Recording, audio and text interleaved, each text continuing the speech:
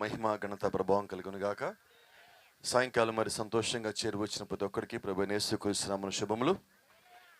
అందరూ మంచిగా ఉన్నారని నమ్ముతా ఉన్నాను. నేనైతే నమ్మిన వాళ్ళు ఒకసారి చేతులు తెచ్చిన వారు, నోళ్ళు తెచ్చిన వారు, సంతోషం తెచ్చిన వారు, క్రీస్తు కొరకు వచ్చిన వారు, వాక్యం కొరకు వచ్చిన వారు, స్వస్థత కొరకు వచ్చిన వారు, విశ్వాసంతో వచ్చిన వారు, దేవుని చూద్దామని వచ్చిన వారు, దేవుని మాట్లాడతా నమ్మకం కలిగిన వారు, ఈ కూడికి నా కొరకే నమ్మిన వారు. Praise the lord. ఇంకా గట్టిగా చెప్పగలరు మీరు, ఇంకొంచెం గట్టిగా చెప్పగలరు. మనం కొండ పక్కనే ఉన్నామండి, కొండ పక్కనే ఉన్నాం. Praise the lord. ఒకసారి నిలబడి ఉండగా యోహాను సువార్త మొదటి అధ్యాయం తెరుద్దాం. యోహాను సువార్త మొదటి అధ్యాయం.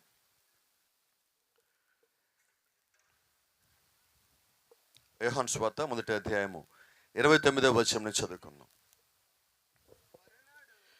మరునాడు యోహాను యేసు తన యొద్దకు రాగా చూచి, ఇదిగో లోక పాపమును మోసుకొని పోవు దేవుని గొర్రెపిల్ల, నా వెనక ఒక మనుష్యుడు వచ్చుచున్నాడు, ఆయన నాకంటే ప్రముఖుడు కనుక నాకంటే మొదటివాడాయనని నేను ఎవరిని గురించి చెప్పితినో ఆయన ఈయనే.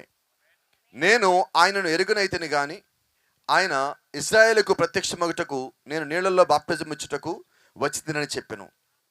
ఆమేన్.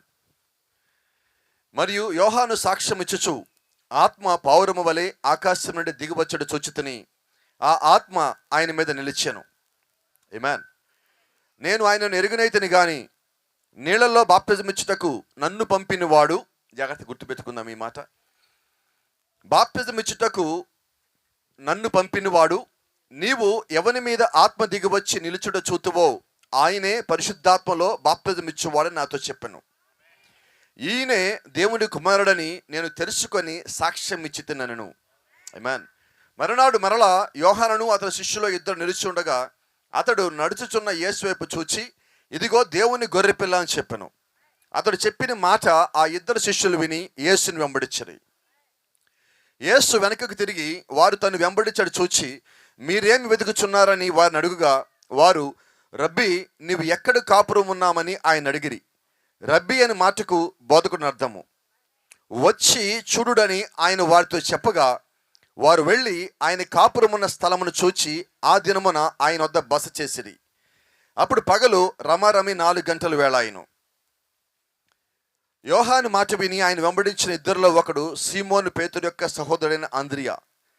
ఇతడు మొదట తన సహోదరుడైన సీమోనును చూచి, మేము మెస్సీని కనుగొంటిమని అతనితో చెప్పి యేసు వద్దకు అతని తోడుకొని వచ్చును. మెస్సీ అనే మాటకు అభిషిక్తుడని అర్థము. యేసు అతని వైపు చూచి, నీవు యోహాను కుమారుడైన సీమోనువు, నీవు కేఫా అనబడదు అని చెప్పెను. కేఫా అనే మాటకు రాయి అని అర్థము. మరునాడు ఆయన గలిలయకి వెళ్ళగోరి ఫిలిప్పును కనుగొని నన్ను వెంబడించమని అతనితో చెప్పెను. ఫిలిప్పు బెత్సయిదా వాడు, అనగా ఆంద్రియా పేతురు అని వారి పట్టణ కాపురస్తుడు. ఫిలిప్పు నతానీయులను కనుగొని ధర్మశాస్త్రంలో మోషేయు ప్రవక్తలు ఎవరిని గురించి వ్రాసిరో ఆయనను కనుగొంటిమి. ఆయన యోసేపు కుమారుడైన నజరేయుడగు యేసు అని అతనితో చెప్పెను. అందుకే నతానీయులు నజరేతులో నుండి మంచిదేదైనా రాగలదా అని అతను అడగగా వచ్చి చూడమని ఫిలిప్పు అతనితో అనెను. ఆమేన్. Praise the lord. సరిపోతుంది, తర్వాత అధ్యాయంతో చదువుతాం. ప్రార్థన చేసుకుందాం. మహాపరిశుద్ధుడా, కృపగలిగిన తండ్రి, దయగల మా ప్రియ పరలోకపు దేవా, ఈ రాత్రికాల సమయంలో మరొకసారి వినయంగా తలలో ఉంచి ప్రార్థన చేస్తున్న యొక్క వాక్యం సమీపిస్తుండగా ప్రభువా, నీ యొక్క వాక్యంలోంచి నాతోనూ మాతోను సూటిగా తేటగా మాట్లాడిన ప్రభువా, నీ యొక్క స్వరముతో నాతో మాట్లాడిన ప్రభువా, నీ యొక్క ఆత్మతో మా మధ్యలో సంచారం చేయమని, నీ దూతలు మా మధ్యలో ఉంచి నిలబెట్టి నడిపించమని ప్రాధేయపడుతున్నాం ప్రభువా. నీ కృపకు మరోసారి మమ్మల్ని అందరినీ పాత్రలు చేయమని ప్రభువైన యేసుక్రీస్తుని నామమున ప్రార్థిస్తున్నాము. ఆమేన్. God bless you. దయచేసి అందరం కూర్చున్నాం. Praise the lord.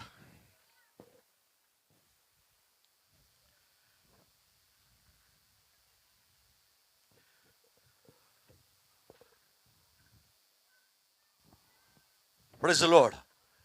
అందరు ఇక్కడే ఉన్నారా? ఒక్కసారి అందరు కూర్చున్నట్టే నిజమైతే కూర్చున్న వాళ్ళు చక్కగా మీ చేయి పైకెత్తి ఒకసారి. Praise the lord. ఈ రాత్రి ఈ కోడి కొంచెం భిన్నంగా అనిపించవచ్చు మీకు, ఎందుకంటే ఆమెలు చెప్పేవాళ్ళు మీ పక్కనే ఉంటారు, చేతులు ఎత్తేవాళ్ళు పక్కనే ఉంటారు, మధ్య మధ్య వాళ్ళు లేస్తూ ఉంటారు, సంతోషం పట్టలేకుండా తిరుగుతూ ఉంటారు.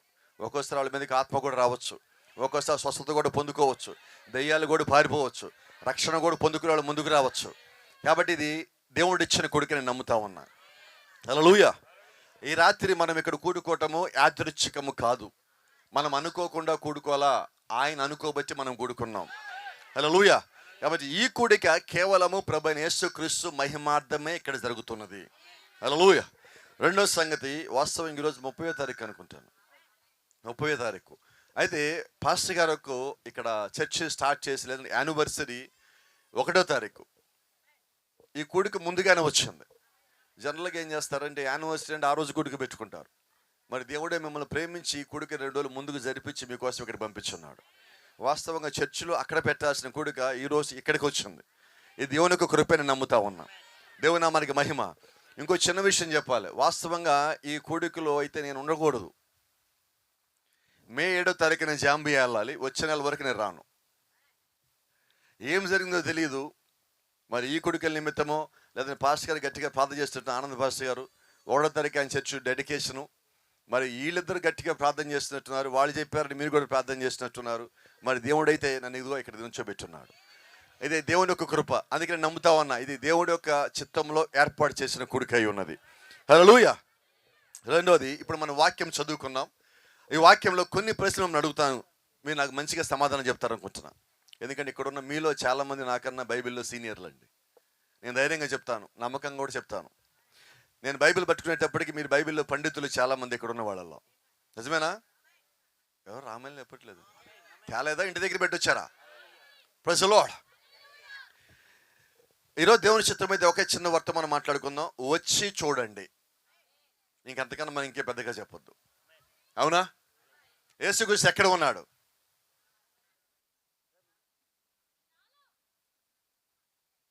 యేసుక్రీస్తు ఎక్కడ ఉన్నాడు? ఇలా చెప్తాను చూడండి. యేసుక్రీస్తు యెరూషలేములో ఉన్నాడు. యేసుక్రీస్తు యెరూషలేములో ఉన్నాడు. నిజమేనా? ఆయన ఇచ్చిన మాటకి ఆయన కట్టుబడే దేవుడు. నేనే నమ్ముతానంటే ఆయన వాక్యంలో ఉన్నాడంట. ఏమా? అదే నిజమైతే ఇక్కడున్న మీలో దేవుని వాక్యం ఉన్నదా? ఉన్నోళ్ళు మాత్రమే చెప్పండి, అందరూ చెప్పొద్దు.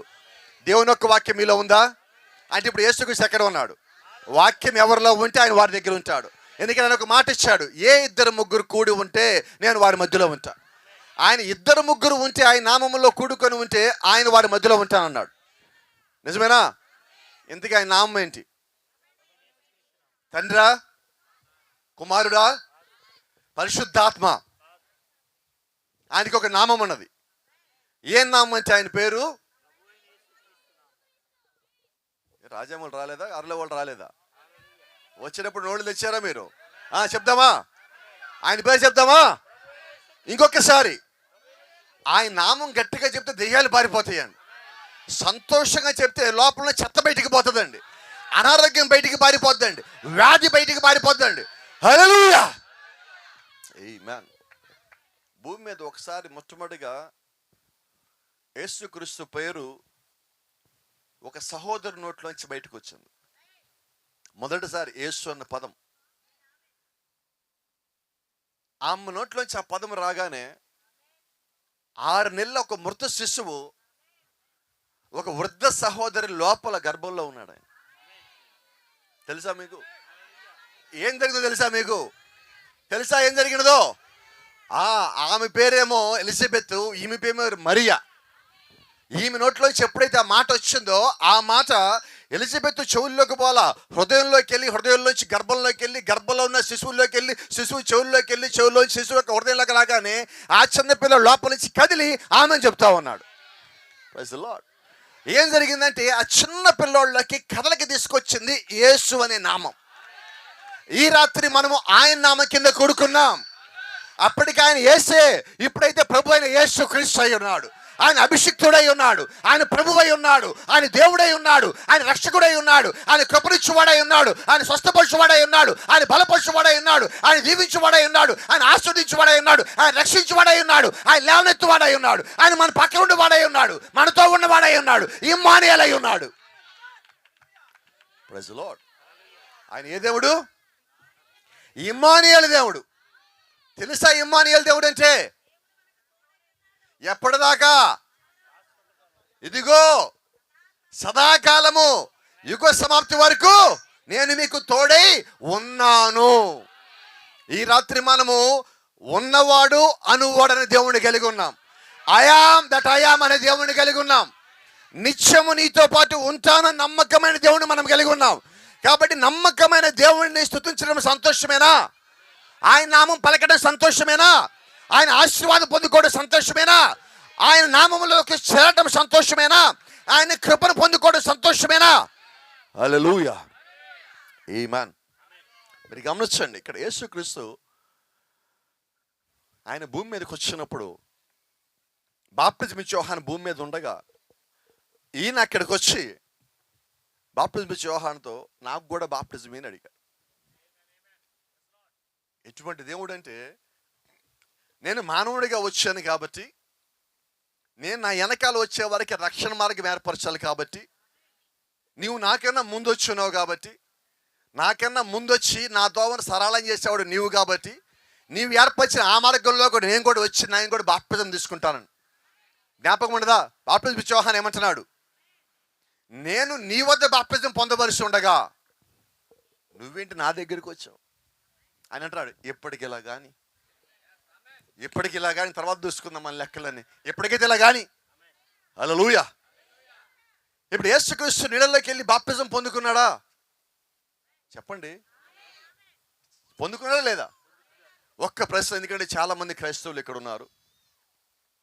ఈరోజు ఒక చిన్న మాట మన మధ్యలో బయలుపరుచుకుందాం. యేసుక్రీస్తు ఏ నామములో బాప్తిజం పొందాడు?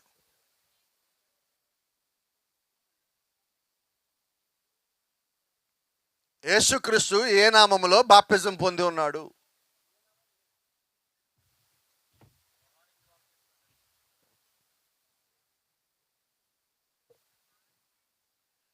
ఎంత సైలెంట్గా ఉంది. అందరు చర్చికి వెళ్ళేవాళ్ళేనా? అందరూ బైబిల్ చదివేవాళ్ళేనా? అవకాశం దొరికితే ఉపదేశం కూడా చేసేవాళ్ళేనా? కొన్నిసార్లు పాస్టర్ కూడా మనం బోధించేస్తావా? నిజమే. కానీ ఎందుకు ఈ ప్రశ్న అడిగితే మాత్రం సమాధానం రాదు. బైబిల్ చదవటం వేరు, బట్టి పట్టడం వేరు, పక్కనోడికి చెప్పడం కొరకు బైబిల్ తెలుసుకోవటం వేరు, జ్ఞానం పెంచుకోవటం వేరు, ఆత్మను పొందుకొని జీవించటం వేరు. ఈరోజు మనకి కావాల్సింది ఆ చిట్ట చివరిది కావాలా. ఆత్మను పొందుకోవటానికి నువ్వు బైబిల్ దగ్గరికి రావాలా. ఇంకొకటి చెప్పటానికి మనకి బైబిల్ కాదండి, ముందు నువ్వు జీవించటానికి. అపోస్తలుడైన పౌలు అంటున్నాడు, నీవు క్రీస్తు పత్రికవై ఉన్నావు. అంటే ఈరోజు దేవుని యొక్క వాక్యము భూమి మీద మనమే అయి ఉన్నాం. మనము వాక్యం వల్లే ఉంటే మనల్ని చూసి అనేక మంది రావాలి. కానీ బాధాకరమైనది ఒక మాట చెప్తాను, నా మీద ఎవరు కోప్పడమాకండి. ఈరోజు అనేక మంది క్రైస్తవంలోకి రాకపోవటానికి కారణం కూడా క్రైస్తవులే. నిజమేనా? ఎందుకంటే మనం చర్చికి వెళ్ళేటప్పుడే క్రైస్తవులం. అవునా? చేతుల్లో బైబిల్ ఉంటే బూతులు మాట్లాడడం, చేతుల్లో బైబిల్ ఉంటే గొడవ పడతామా? చేతుల్లో బైబిల్ ఉంటే భార్య భర్తలు కొట్టుకుంటారా? బైబిల్ పక్కన పెట్టా కొట్టుకుంటారు. కానీ అంటే బైబిల్ పక్కన పెట్టేస్తే పర్వాలేదు. ఇంకా నాకు తెలియక అడుగుతా, దేవుడు బైబిల్లోనే ఉన్నాడా, బయట కూడా ఉన్నాడా? బయట కూడా ఉన్నాడా?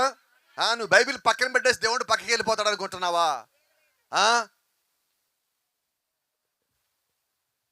ఒక చిన్న మాట చెప్తాను.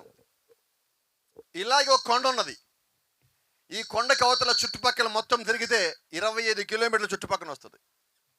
ఆ కొండ పక్కన ఒక చెట్టు ఉన్నది. ఆ చెట్టు పేరు అంజూరపు చెట్టు. దాని కింద ఒక ఆయన ప్రార్థన చేస్తున్నాడు. జాగ్రత్తగానే, దాని కింద ఒక ఆయన ప్రార్థన చేస్తున్నాడు. యేసుక్రీస్తు ఒక ఊరికి వెళ్తే అక్కడ ఒక ఆయన కనుక్కున్నాడు. ఆయన పేరు ఫిలిప్పు. ఫిలిప్పు నువ్వు వెనకాల రా అన్నాడు. ఫిలిప్పు ప్రభువైన యేసుక్రీస్తు వెనకాల వెళ్తా ఉన్నాడు. ఒక ఊళ్ళో మీటింగ్ జరుగుతూ ఉన్నది. యేసుక్రీస్తుని అక్కడే ఉంచి, ప్రభువా ఇప్పుడే ఉండు, నాకు ఇక్కడ ఒక ఆయన తెలిసాడని తీసుకుని వస్తాను వెళ్ళాడు. ఈయన వెళ్ళిపోయాడు. 25 కిలోమీటర్లు ఆ ఊరు చుట్టూ, కొండ చుట్టూ తిరిగి అవతలకి వెళ్ళాడు. ఆ చెట్టు కింద ఆయన తీసుకొచ్చి అక్కడ నుంచోబెట్టాడు. ఆయన తీసుకొచ్చే ముందు ఫిలిప్ ఆ వ్యక్తితో అంటున్నాడు, అయ్యా, మోషేలు ప్రవక్తలు చెప్పిన ఆ వ్యక్తి ఎవరైతే ఉన్నారో ఆ మెస్సని మేము కనుగొన్నాం అన్న. అవతల ఆయన బాగా చదువుకున్న ఆయన, ధర్మశాస్త్రం తెలిసిన ఆయన, పండితుడు. ఆయన ఒక మాట అన్నాడు, ఎక్కడి నుంచి వచ్చాడు? నజరేతు నుంచి వచ్చాడు. ఫిలిప్పు అసలు నజరేతు నుంచి మంచిదేదన్నా వస్తుందా? 80% మంది వేశ్యలు, 20% మంది బందిపోటులు ఉన్న నజరేతు నుంచి మంచిదేదన్నా వస్తుందా? ఫిలిప్ ఏం వాదించలా. ఏం చెప్పాడు చెప్తారా? గట్టిగా చెప్పండి. ఈ రాత్రి మనం ఏం చెప్దాం? యేసుక్రీస్తు దేవుడేనా? వచ్చి చూడు. ఆయన స్వస్థపరుస్తాడా? వచ్చి చూడు. మీరు వాక్యానుసారమైన సంఘమేనా? వచ్చి చూడు. మీరు చెప్పే వర్తమానం కరెక్టేనా? వచ్చి చూడు. వాదనలొద్దు. ఫిలిప్పు నడిపించిన దేవుడు ఈ రాత్రి మనల్ని నడిపించిన దేవుడు, నన్ను నడిపించిన దేవుడు, మిమ్మల్ని నడిపించిన దేవుడు, ఇక్కడ సేవకులు నడిపించిన దేవుడు. ఆయన దగ్గరికి ప్రతి ఒక్కరు నడిపించుకునేది ఆయనే. నాతో అన్నాడు, సరే పద వెళ్దాం, చూద్దాం పా, ఎవరో తేలిపోద్ది పద. యేసుక్రీస్తు అక్కడ ప్రార్థన చేస్తామంటే అందరికన్నా దూరంగా వెళ్ళి నాతో ఇలా చూస్తున్నాడు. ఈ నిజంగానే నజరేతు వాడేనా? నిజంగా ఆయన దేవుడు కుమారుడేనా? నిజంగా ఆయన మెస్సయ్యేనా? ఆయన ప్రార్థన చేస్తా యేసుక్రీస్తు మధ్య చూసి, నాతానేలు బాగున్నావా? ప్రభువా, నా పేరు నీకెట్ట తెలిసింది ప్రభువా? నువ్వు అంజూరపు చెట్టు కింద కూర్చొని ప్రార్థన చేస్తున్నప్పుడు నాకు తెలుసు. ప్రభువా, నువ్వు నన్ను ఎప్పుడు చూసావు? ఫిలిప్పు నిన్ను పిలవటానికి ముందే నేను చూస్తున్నా. నిజమేనా? నిజమేనా? నా మాట అర్థమైందా మీకు? ఇప్పుడు మాట్లాడుకుందాం మనం కాసేపు. నువ్వు బైబిల్ పక్కన పెడితే దేవుడు నేను చూడ్డా? నువ్వు అనుకుంటున్నావు దేవుడు కేవలం నన్ను చర్చకొచ్చినప్పుడే చూస్తాడు అని. నువ్వు ప్రార్థన చేసినప్పుడే నేను చూస్తాడు అనుకుంటున్నావేమో. నువ్వు అబద్ధపు ఆలోచనలు చేసినప్పుడు కూడా దేవుడు నన్ను చూశాడు. నువ్వు తప్పు సాక్ష్యం పలుకుదాం అనుకున్నప్పుడు కూడా దేవుడు నన్ను చూశాడు. నువ్వు పశ్చాత్తాపంతో ఏడ్చినప్పుడు కూడా కన్నీటిని చూశాడు. నీ కుటుంబంలో అవసర నిమిత్తం నువ్వు బయటికి చెప్పుకోలేక లోపల ఏడ్చావు చూసావా? ఆ కన్నీటిని కూడా ఆయన చూస్తున్నాడు. నీ ప్రతి ఒక్క అవసరం ఆయన చూస్తున్నాడు. నీ ప్రతి ఒక్క ఇబ్బంది ఆయన చూస్తున్నాడు. నీ హృదయ లోతుల్లోకి తొంగి చూస్తున్న దేవుడు. నీకు కావలసిన సమస్తము నీ కొరకు ముందుగానే సిద్ధపాటు చేసిన దేవుడు నిన్ను ముందుగా చూసి ఉన్నాడు. హల్లెలూయా. అయితే ఆశ్చర్యం ఏంటంటే దేవుడు నతనేలును చూశాడు. దేవుడు నతనేలు దగ్గరికి పోలా. గట్టిగా చెప్పలేండి ఎవరు? నతనేలు దేవుడి దగ్గరికి వచ్చేలాగా దేవుడు చేసుకున్నాడు. ఎలాగా? ఫిలిప్పుని పంపించి. అయితే ఫిలిప్ కన్నా ముందుగానే నతనేలుకు ఒక సూచన ఉన్నది. యూదుల రాజు ఒక ఆయన వస్తాడు. ఆమేన్. మెస్సయ్య ఒక ఆయన వస్తాడు. మెస్సయ్య సూచన ఏంటి? మండుచున్న పొదలో నుంచి దేవుని యొక్క మొదటి నిర్గమ ప్రవక్త అయిన మోషేని మోషే అని దేవుడు పిలుచున్నాడు. యూదుల సూచన ఏంటంటే యేసుక్రీస్తు కొరకు ఎదురు చూసే వారి ఒక సూచన ఏమి ఇవ్వబడిందంటే వారిని దేవుడు వారి పేరు పెట్టి పిలవాల. హల్లెలూయా. ఇప్పుడు నతనేలు ఆయన ఏమని పిలిచాడు? హల్లెలూయా. మీరు గమనించండి. ఆంద్రియా వెళ్ళి సీమోని తీసుకొని వచ్చినప్పుడు ఆయన అన్నాడు, నీవు సీమోనివి కాదు, ఈ రోజు నీ పేరు సీమోను కాదు, నీ పేరు కేఫా అని పెడతారా పో అన్నాడు. హల్లెలూయా. ఇదేంటిది? సీమోని పేరు చెప్తున్నాడు, నతనేలు పేరు చెప్తున్నాడు. అంటే ఇప్పుడు వచ్చింది ఎవరు? వినబడలేదండి. దేవుడా, దేవుడి కుమారుడా?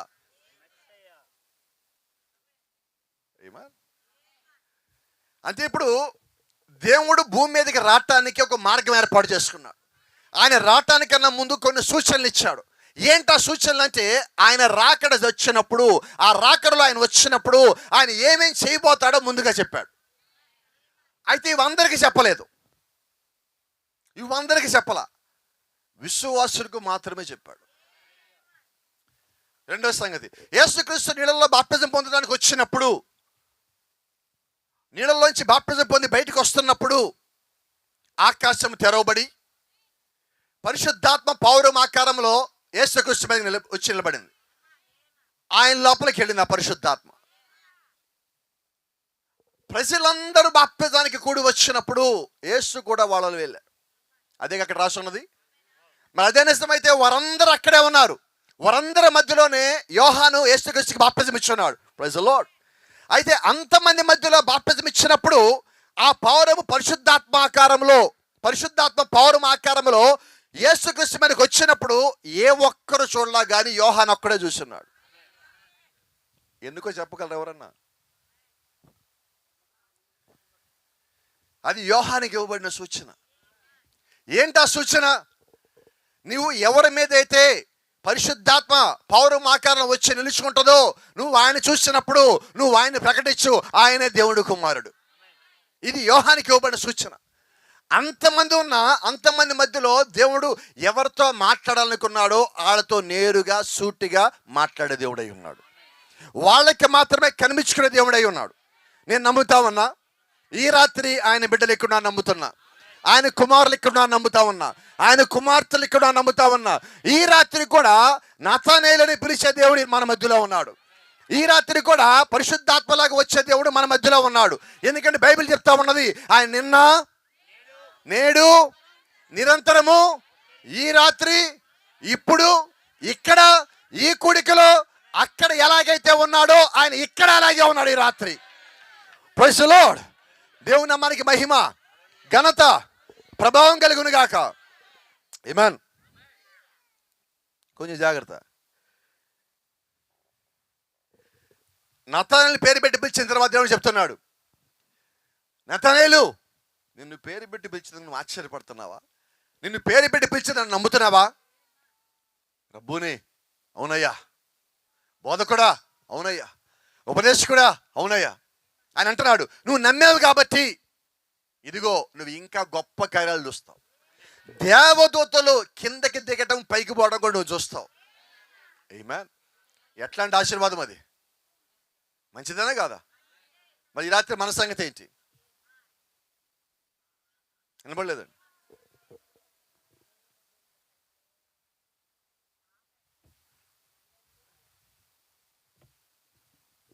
Praise the lord.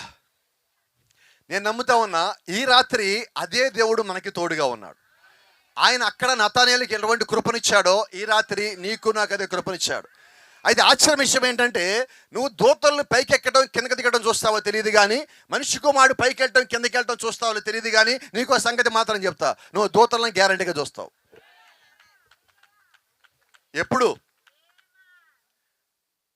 ఎప్పుడు వారు కిందకి రావడం నువ్వు చూడవు కానీ నువ్వే వాళ్ళని పైకి వెళ్ళి చూస్తావు. దాని కొరకు దేవుడు ఒక సంగతి చెప్పున్నాడు. యేసుక్రీస్తు దగ్గరికి వెళ్ళటానికి, లేదంటే నిత్యరాజ్యం పోవటానికి, లేదంటే ఆయన ఒక రాకడలో ఆయన కలుసుకోవటానికి దేవుడు నీకు నాకు ఏదైనా ఒక సంగతి చెప్పాడా? వినపడలేదండి. చెప్పాడా అంటున్నా. ఏం చెప్పాడు చెప్పండి, త్వరగా చెప్పండి అందరూ.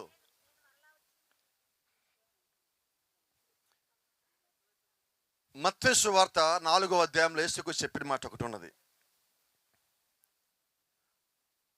పరలోక రాజ్యం సమీపించింది కనుక మారు మనసు పొందండి. యేసుక్రీస్తు మొట్టమొదటి ప్రసంగం ఏంటి? పరలోక రాజ్యం సమీపించింది కనుక ఎందుకు మారు మనసు పొందాలా? దేవుని రాజ్యం సమీపించింది. దేవుని రాజ్యం సమీపిస్తే నేను ఎందుకు మారు మనసు పొందాలా? ఆయన ఇలా చెప్పాడు, ఒకడు తిరిగి జన్మిస్తే తప్ప దేవుని రాజ్యాన్ని చూడలేడు, దాని లోపల ప్రవేశించలేడు. పరలోక రాజ్యం వస్తుంది అంటున్నాడు ఒక పక్కన, ఇంకోటేమో తిరిగి జన్మిస్తే తప్ప దాని లోపలికి పోలేమంటున్నాడు. అండ్ ఇంతకు యేసుక్రీస్తు ఏం చెప్పినట్టు? మారు మనసు పొంది తిరిగి జన్మించండి, అప్పుడు మీ పాపాలు పోతాయి. అంతేనా? రైట్. ఇప్పుడు కోపం తెచ్చుకోమాక నా మీద ఇక్కడ ప్రతి ఒక్కరు కూడా. ఇప్పుడు యేసుక్రీస్తు చెప్పిన దాని సారాంశం ఏంటంటే, మీరు బాప్తిజం పొందండి అని చెప్పాడు. అంతేనా? సరే, ఇప్పుడు బాప్తిజం పొందాం, పరలోకం వెళ్ళిపోతామా? ఎందుకని వెళ్ళమండి? బాప్తిజం ఎందుకు పొందాం? నేను ముందే చెప్పా, ప్రశ్నలు అడుగుతా, సమాధానం చెప్పండి అని. బాప్తిజం మనం అందరం ఎందుకు పొందున్నాము? మారు మనసు, పాప క్షమాపణ నిమిత్తం. అంటే యేసుక్రీస్తు చెప్పిన పరలోక రాజ్యాన్ని ఒప్పుకోవటము, దగ్గరికి వస్తుందని ఆయన చెప్పినట్టుగా మారు మనసు పొందటము, అలాగే అపొస్తలుల కార్యాలు పేతురు చెప్పినట్టుగా పాప క్షమాపణ, ఈ రెండింటి నిమిత్తం మనం బాప్తిజం పొందుకుంటున్నాం. అవునా? అయితే ఒక మాట అడుగుతాను, నిజంగా మేము మారు మనసు పొందిన తర్వాతే బాప్తిజం పొందాము, ఆ రోజు నుంచి మేము పాత జీవితం వైపు మళ్ళీ కన్నెత్తి కూడా చూడలేదు, అంతకుముందు మాట్లాడిన మాటల్లో ఒక్క మాట కూడా మాట్లాడలేదు అన్నోళ్ళు మీ కుడి చేతిగా తీసుకొస్తే మన మధ్యలో యేసుక్రీస్తున్నాడని తెలిసి పైకెత్తండి.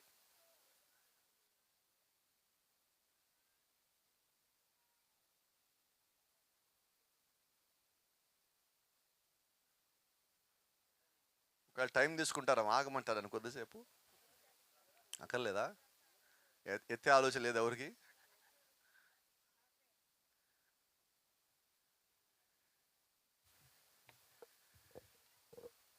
కోపం రాదుగా? ఒక ప్రశ్న అడగచ్చా? మీకు భయం ఉందా అంటున్నా. ఏమీ లేదండి, లేదు. భయం ఉన్నోడు ఆదివారం చర్చి మానేస్తాడా? వినపడదండి, మానరుగా. మరి అసలు చర్చే మానేదన్నాడు చెయ్యొద్దండి ఇప్పుడు దాకా. నువ్వు బాప్తిజం పొందిన దగ్గర నుంచి ఇప్పుడు దాకా, బాప్తిజం పొందిన నుంచి ఇప్పుడు దాకా. నేను అనుకుంటున్నా చేతులు తేలేదు, చాలా మంది ఇంటి దగ్గర పెట్టి వచ్చేసారు. తేలేదనుకోండి చాలా మంది చేతులు, అవునా? రైట్. ఒకసారి యేసుక్రీస్తు దగ్గరకు యవ్వనస్తుడు వచ్చాడు. అయ్యా, నిత్యరాజ్యం పొందుకోవాలంటే ఏం చేయాలి అన్నాడు. అప్పుడు యేసుక్రీస్తు దానికి ఏం చెప్పాడు? గట్టిగా చెప్పాడు, త్వరగా. 10 ఆజ్ఞలను పాటిస్తున్నావా అన్నాడు. ఆ పిల్లోడు అన్నాడు, నేను చిన్నప్పటి నుంచి పాటిస్తున్నాను అన్నాడు. ఎంత బాగా పాటిస్తున్నావు, అయితే నీకు ఒక్కటే కొదవగా ఉన్నది అన్నాడు. నీకున్నది మొత్తం అమ్మేసి బీదలకిచ్చి అప్పుడు నేను వెంబడించు, నువ్వు పరలోక రాజ్యం వచ్చేస్తావు అన్నాడు. అయితే ఇక్కడ 2 సంగతులు, మరి రెండోది మాట్లాడదు, మొదటిది మాట్లాడుకుందాం ఇప్పుడు. ఏంటి మొదటిదంటే 10 ఆజ్ఞలను పాటిస్తున్నావా అన్నాడు. అంటే నిత్యరాజ్యం రావాలంటే నువ్వేం పాటించాలి? 10 ఆజ్ఞలు. నాకు తెలిసిన ఒక ఆజ్ఞ చెప్తాను, 10 మనం చేస్తామని తెలియదు కానీ ఒకటైతే మాట్లాడుకుందాం. అబద్ధం ఆడవద్దు. ఈరోజు ఏం వారం?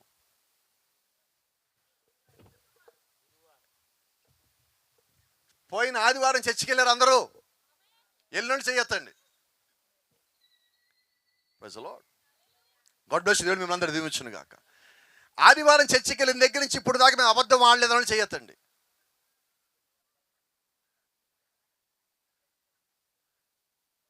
మన పరిస్థితి ఎలా ఉంది అర్థమవుతుందా? చర్చికి వెళ్తాం దేనికి? పరలోక రాజ్యం సమీపించి నిత్యరాజ్యాలకు పోవాలని. నిత్యరాజ్యాలకు పోవాలంటే ఏం కావాలా? 10 ఆజ్ఞలను పాటించాలా. దాంట్లో ఒక ఆజ్ఞ ఏంటి? మరి చర్చికి వెళ్తున్నాము, నిత్యరాజ్యానికి వెళ్ళాలని వెళ్తున్నాము, కానీ ఇది మాత్రం పాటించట్లా. మరి చర్చికి వెళ్ళే ప్రయోజనం ఏంటి అంటున్నా. అయితే చర్చికి వెళ్ళొద్దా పాస్టర్ గారు? వెళ్ళాలి. నువ్వు ఎందుకు వెళ్తున్నావు? మారాలి కదా. మారావా? దేవుడికి కావాల్సింది సాకులు చెప్పటం కాదు, మారటము. గట్టిగా చెప్దామా? నీకు ఇష్టం లేకపోతే రామని చెప్పగలవా? హల్లెలూయా. దేవుడికి ఏం కావాలి? ఎవరు? నేను అని చెప్పేవాళ్ళు వచ్చారు రాత్రి. రైట్. ఒక చిన్న మాట చెప్తాను. యేసుక్రీస్తు పరలోకం నుంచి కిందకి ఎవరి కోసం వచ్చాడు? చేయి పైకి చెప్పండి, నాకు అర్థమవుతుంది. ఎవరి కోసం? ఆయన ఎవరి పాపాలు తీసేశాడు? ఆయన రక్తం ఎవరి కోసం కాచాడు? ఆయన మళ్ళీ ఎవరి కోసం వస్తాడు? ఎవరు పరిశుద్ధంగా జీవించాలి? ఎవరికి పరలోకం కావాలి? ఎవరు దేవుని యొక్క రాజ్యం వచ్చినప్పుడు ఆయన దగ్గరికి వెళ్ళాలని ఆశపడతా ఉన్నారు? ఎవరు యథార్థంగా జీవించాలి? ఎవరు మారు మనిషి పొందుకోవాలి? ఎవరు తిరిగి జన్మించాలి? గట్టిగా గట్టిగా చెప్పండి.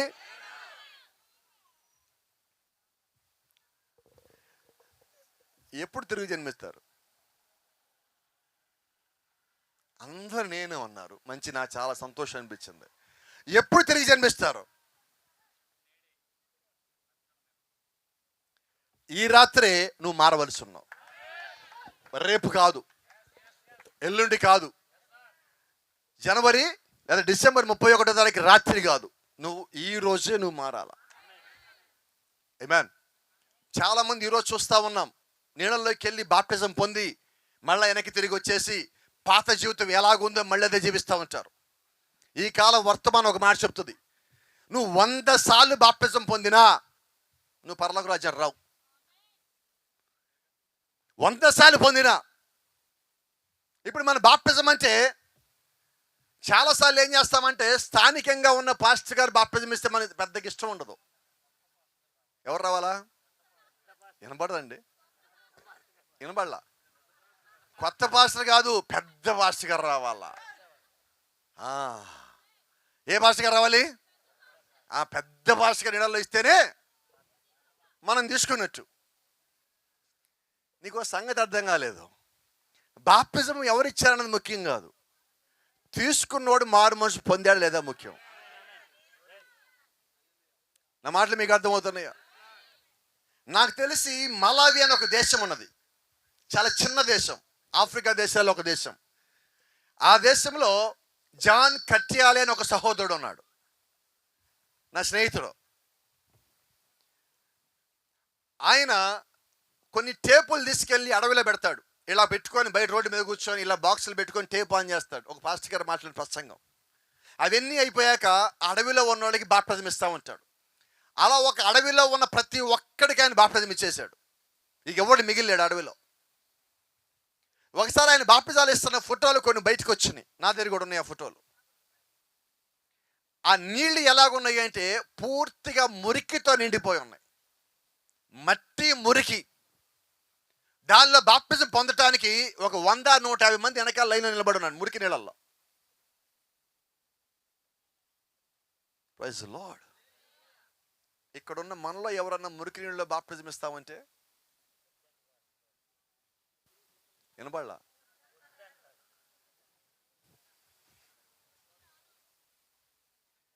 నువ్వేం మారావు? అదేనా? పాస్టర్ గారు నేను బాప్తిజం తీసుకోవాలనుకుంటున్నా, ఇప్పుడు కాదు, పాల్ పాస్టర్ గారు వస్తారు కదా, కుడికలు పెడతారు కదా, ఆ కుడికలు తీసుకున్నాను పాస్టర్ గారు. కోపం రాదుగా? చెప్పచ్చా? నువ్వు మారావా అంటున్నా. మారితే నువ్వేమడుగుతావు? ఇప్పుడు కావాలా, ఈ రాత్రి కావాలా, నాకు ఇప్పుడు రక్షణ కావాలా, నేడే రక్షణ దినము, ఇది నా కొరకైనా దేవుడు నిర్ణయించిన దినమై ఉన్నది. హల్లెలూయా. దేవుడు నిన్ను పిలిచినప్పుడు నువ్వు ఒక్క క్షణం ఆలస్యం చేయొద్దు. ఆయన దగ్గర నువ్వు పరిగెత్తాలా. నువ్వు ఎంత త్వరగా పరిగెత్తే అంత మేలు. ఆమేన్. ఒక చిన్న మాట చెప్పనండి. ప్రభువైన యేసుక్రీస్తుకి బాప్తిజం ఇచ్చింది ఎవరు? ఇప్పుడు యోహాను గారు ఎవరంటే కొత్త నిబంధనలో మొట్టమొదటిగా బాప్తిజం ఇచ్చింది ఆయనే. ఆయనకి బాప్తిజం ఇవ్వమని చెప్పింది ఎవరు? దేవుడు. దేవుడు ఆయన చెప్పాడు, ఆయన బాప్తిజం ఇస్తా ఉన్నాడు. రైట్. ఇప్పుడు యేసుక్రీస్తు వచ్చి ఎవరి దగ్గర బాప్తిజం పొంది ఉన్నాడు? యోహాను దగ్గర. ఇప్పుడు యోహాను గారి పేరు ఇంకా పెద్దదైందా కాలేదా? ఇప్పుడు యోహాను గారు ఎవరు? పెద్ద పాస్టర్ గారు. రైట్. యేసుక్రీస్తుకే బాప్తిజం ఇచ్చాడని పెద్దనా కదా? పెద్ద పాస్టర్ గారే. హల్లెలూయా. Praise the lord. దానికి తోడు యేసుక్రీస్తు భూమి మీద స్త్రీలు కింద అందరిలోకి యోహానే గనుడు, యోహాను కన్నా ఎవరు గనుడు కాదన్నారు. కానీ నిజంగా అక్కడ ఎంత గొప్ప సంగతి దాచిపెట్టబడి ఉన్నదంటే ఆయన ఎక్కడా కూడా మా అమ్మ మరియమ్మ గనురాలు, తర్వాత యోహాను గనుడు అని చెప్పలా. మరియమ్మ అప్పటికి భూమి మీద ఉన్నది, అవునా? ఆయన ఏమంటున్నాడు అంటే యోహాను ఏ స్థితిలో ఉంచాడంటే యేసుక్రీస్తు కన్నా ఒక్క మెట్టె కింద ఉంచాడు. ఎందుకంటే యేసుక్రీస్తు సాక్ష్యం ఇచ్చాడు, బాప్తిజం ఇచ్చే యోహాను కన్నా గనుడు ఇక్కడ ఉన్నాడు. నిజమేనా? యోనా కన్నా గనుడు ఇక్కడ ఉన్నాడు, సొలొమోను కన్నా గనుడు ఇక్కడ ఉన్నాడు అని అందరి గురించి చెప్తా స్త్రీలు కన్నా అందరిలోకి యోహానే గనుడై ఉన్నాడు. మరి ఇప్పుడు యోహాను పెద్ద పాస్టర్ గారేనా? యేసుక్రీస్తుకి బాప్తిజం ఇచ్చిన ఆయనేనా? ఆయన చాలా పెద్ద ఆయన కదా. Praise the Lord. అయితే ఆశ్చర్యం ఏంటంటే అపొస్తలుల కార్యాలు 19వ అధ్యాయంలో ఇదే యోహాను దగ్గరికి వెళ్ళి బాప్తిజం పొందిన కొంతమంది శిష్యులు అపొస్తలుని పౌలును కలిశారు. ఆమేన్. పౌలుని కలిశాడు. కలిసి బాగున్నారన్న. బాగున్నావు. మీరు క్రైస్తవులా? అవును, మేము క్రైస్తవులమే. అయితే దేవుని యొక్క ఆత్మను మీరు పొందుకున్నారా? వాళ్ళని అయ్యా దేవుని యొక్క ఆత్మ అనేది ఉంటుందా? పరిశుద్ధాత్మ అనేది ఉంటుందా? అప్పుడు పౌలు గారు ఒక మాట అడిగారు, పరిశుద్ధాత్మ సంగతి మీకు తెలియదు అన్నారు కదా, మీరు బాప్తిజం ఎక్కడ పొందుకున్నారు? అప్పుడు వాళ్ళు ఏం చెప్పారు? యోహాన్ గారి దగ్గర మేము పొందుకున్నాం, యోహాన్ బాప్టిజాన్ని బట్టియే. రైట్, యోహాన్ గారు ఎవరికి ఇచ్చారు బాప్టిజం? ఇప్పుడు వీళ్ళు ఎక్కడ పొందారు? యోహాన్ గారి దగ్గరే, అంటే పెద్ద పాస్టర్ గారి దగ్గర. నిజమేనా? రైట్. ఇప్పుడు కూడా మనం ఏం చేస్తామంటే పెద్ద పెద్ద పాస్టర్ గారు వచ్చినప్పుడు కూడికలు పెట్టినప్పుడు చాలా మంది విశ్వాసుల్ని నువ్వు బాప్టిజం తీసుకో, నువ్వు తీసుకో, నువ్వు తీసుకో, నువ్వు తీసుకో అని నెడతా ఉంటారు. ఎందుకంటే వచ్చిన పాస్టర్ గారి దగ్గర ఇంప్రెషన్ కొట్టేయడానికి. అవునా? ఇక నా సల్మాన్ గారి గురించి తెలుసు, ఆయన గురించి నాకు తెలుసు కాబట్టి ఆయన బలవంతం చేసేది ఏం లేదు. ఇక్కడున్న పాస్టర్ల సంగతి కూడా నాకు తెలుసు, ఎవరు కూడా బలవంతం చేసే పాస్టర్ లేదు బాప్టిజాలకి. ఎందుకంటే నువ్వు మారు మనసు పొందాకే నువ్వు రావాలా. ఏమాన్? సరే, మనిషిని గమనించి అక్కడ అపోస్తలుడైన పౌలు మాటలు మాట్లాడినప్పుడు అయితే అంటున్నాడు, చాలా జాగ్రత్తగా ఉన్నాం ఇక్కడ. ఇందాక ఒక ప్రశ్నకి సమాధానం చెప్పాలా మీరు? యేసుక్రీస్తు ఏ నామంలో బాప్టిజం పొంది ఉన్నాడు? ఇప్పుడు పౌలు గారు చెప్తున్నారు యోహాను ఎలాగ బాప్టిజం ఇచ్చాడు. యోహాను తన వెనుక వచ్చు అని యందు, అనగా యేసునందు విశ్వాసం ఉంచవలనని మారు మనసు విషయమై బాప్టిజం ఇచ్చుచూ వచ్చును. ఆమేన్. అంటే ఇప్పుడు యోహాను బాప్టిజం ఏంటి? అవునా? ఎందుకని యోహాను గారు కేవలం మారు మనసు నిమిత్తమే ఇచ్చాడు? ఎందుకని యోహాను గారు పాపక్షమాపణ నిమిత్తం బాప్టిజం ఇవ్వలేదు?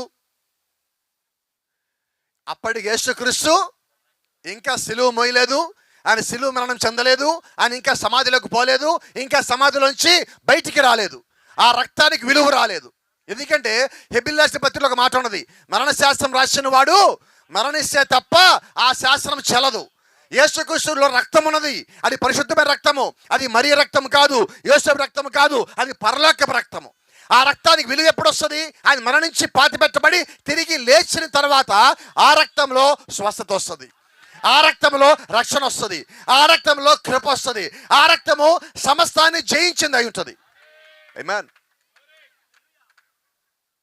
యోహాను సువార్త, మత్తయి సువార్త 4వ అధ్యాయం 12వ వచనం. యోహాను చెరపట్టబడినని యేసు విని గలిలయకి తిరిగి వెళ్ళి, యోహాను చెరపట్టబడిన తర్వాత యేసుక్రీస్తు పరిచర్య ప్రారంభించాడు. అవునా? అంటే యోహాను పరిచర్య చేస్తూ ఉండగా యేసుక్రీస్తు జీవించామన్నాడు. కాబట్టి యేసుక్రీస్తు నామంలో ఆయన ఇవ్వలేడు బాప్టిజం. కాబట్టి ఏ నామంలో ఆయన ఇచ్చాడు? జాగ్రత్త, నా వెనకాల ఒక ఆయన వస్తున్నాడు, ఆయన వచ్చే లోపే మీరు మారు మనసు పొందండి. ఇది యోహాను బాప్టిజం. Praise the lord. మరి ఈ రోజు మనం ఎలా పొందాలి బాప్టిజం? ఈరోజు నువ్వు మారు మనసు నిమిత్తం మాత్రమే కాదు, పాప క్షమాపణ నిమిత్తం కూడా బాప్టిజం పొందాలి. ఒక చిన్న సంగతి అడుగుతానండి, మారు మనసు అంటే చెప్పగలరు ఒక్కసారి?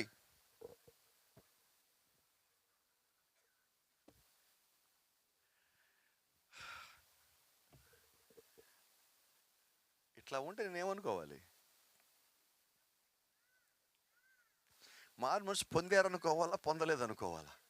పొందితే చెప్పేస్తుంటుంది మీరు ఇలా ఇదేంటి మారు మనసు అంటే అని. ఇలా చెప్పకపోతే కామంగా ఉండి ఏమనుకోవాలా? మారు మనస్సు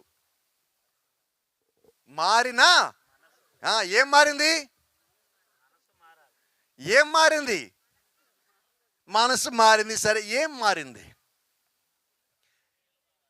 నేను వెళ్ళే దారి, నేను మాట్లాడే మాటలు, నా యొక్క ఆలోచన, నా యొక్క పద్ధతి, నా యొక్క జీవితము, ఇదంతా మారితేనే మారు మనసు. అవునా? లేకపోతే నీళ్ళలోకి వెళ్ళి బాప్టిజం పొందేస్తే వాళ్ళు ఏమంటారు తెలుసా? పొడిపాపి తడిపాపిగా వచ్చాడు అంటారు. పొడిగా ఉన్నాడు తడిగా వస్తే పాపం పోతుందా? నువ్వు మారితే పాపం పోతుంది. ఇక్కడ చాలా జాగ్రత్తగా గమనించండి. అపోస్తలుడైన పేతురు మాట్లాడుతున్న ఒక మాట చాలా ఆశ్చర్యకరంగా లోతుగా ఉంటుంది.